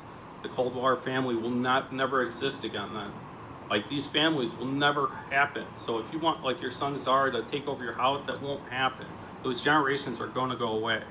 And we want to leave those impacts for our families because we want to show what we worked hard for. The things that we worked for is what matters. So that's all I have to say, and I hope you make a better decision. And I am against North Point, but I hope you consider all the facts today on both sides. Thank you. Thank you.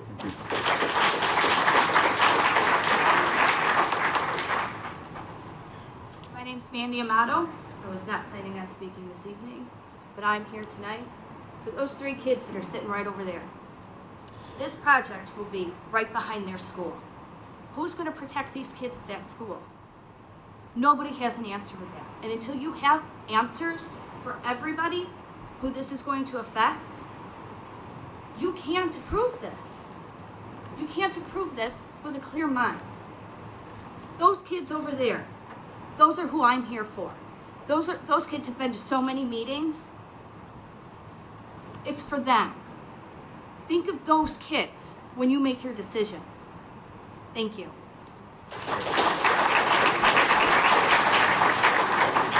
Thank you. Other speakers? Seeing none. I have a question that'll be for Scott. Roads, city roads. Do we have the right to put weight restrictions on roads? Yes or no? I know. That means that we can shut down any road we want to. If there's no bridge, we just can't open up.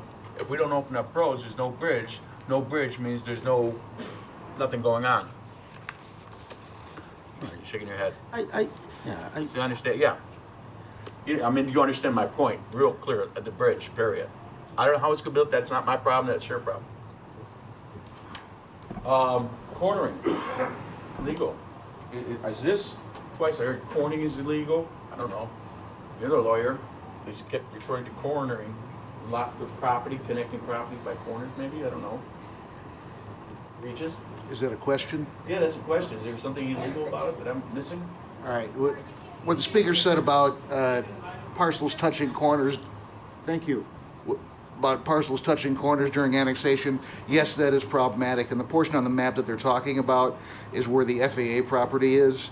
And without the FAA property being annexed, that's why it's mentioned in the agreement, the annexation south of that does become an issue. Okay.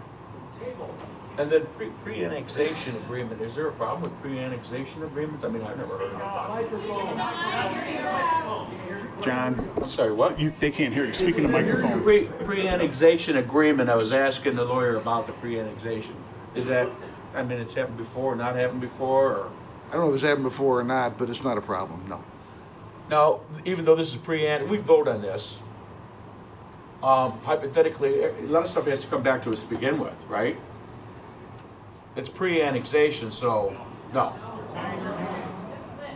Any subsequent issues with this would go to council. You look in the paragraph that outlines the conditions precedent to Yeah, I looked at annexation. that before, and I was. After this commission makes this recommendation, it goes to council. Any subsequent petitions for annexation would go straight to the council.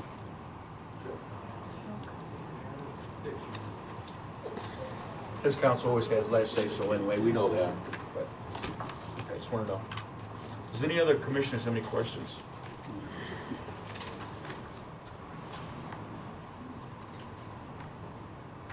Well, I guess, is there anybody that wishes to make a motion on I any make of a this? motion. I make What's a your motion to approve the preliminary annex agreement for North Point.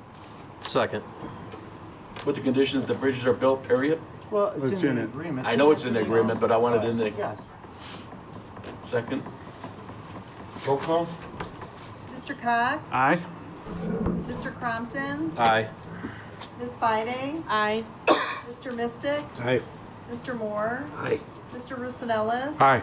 Mr. Caparelli? Aye. Mr. Dillon? Aye, with the bridges built.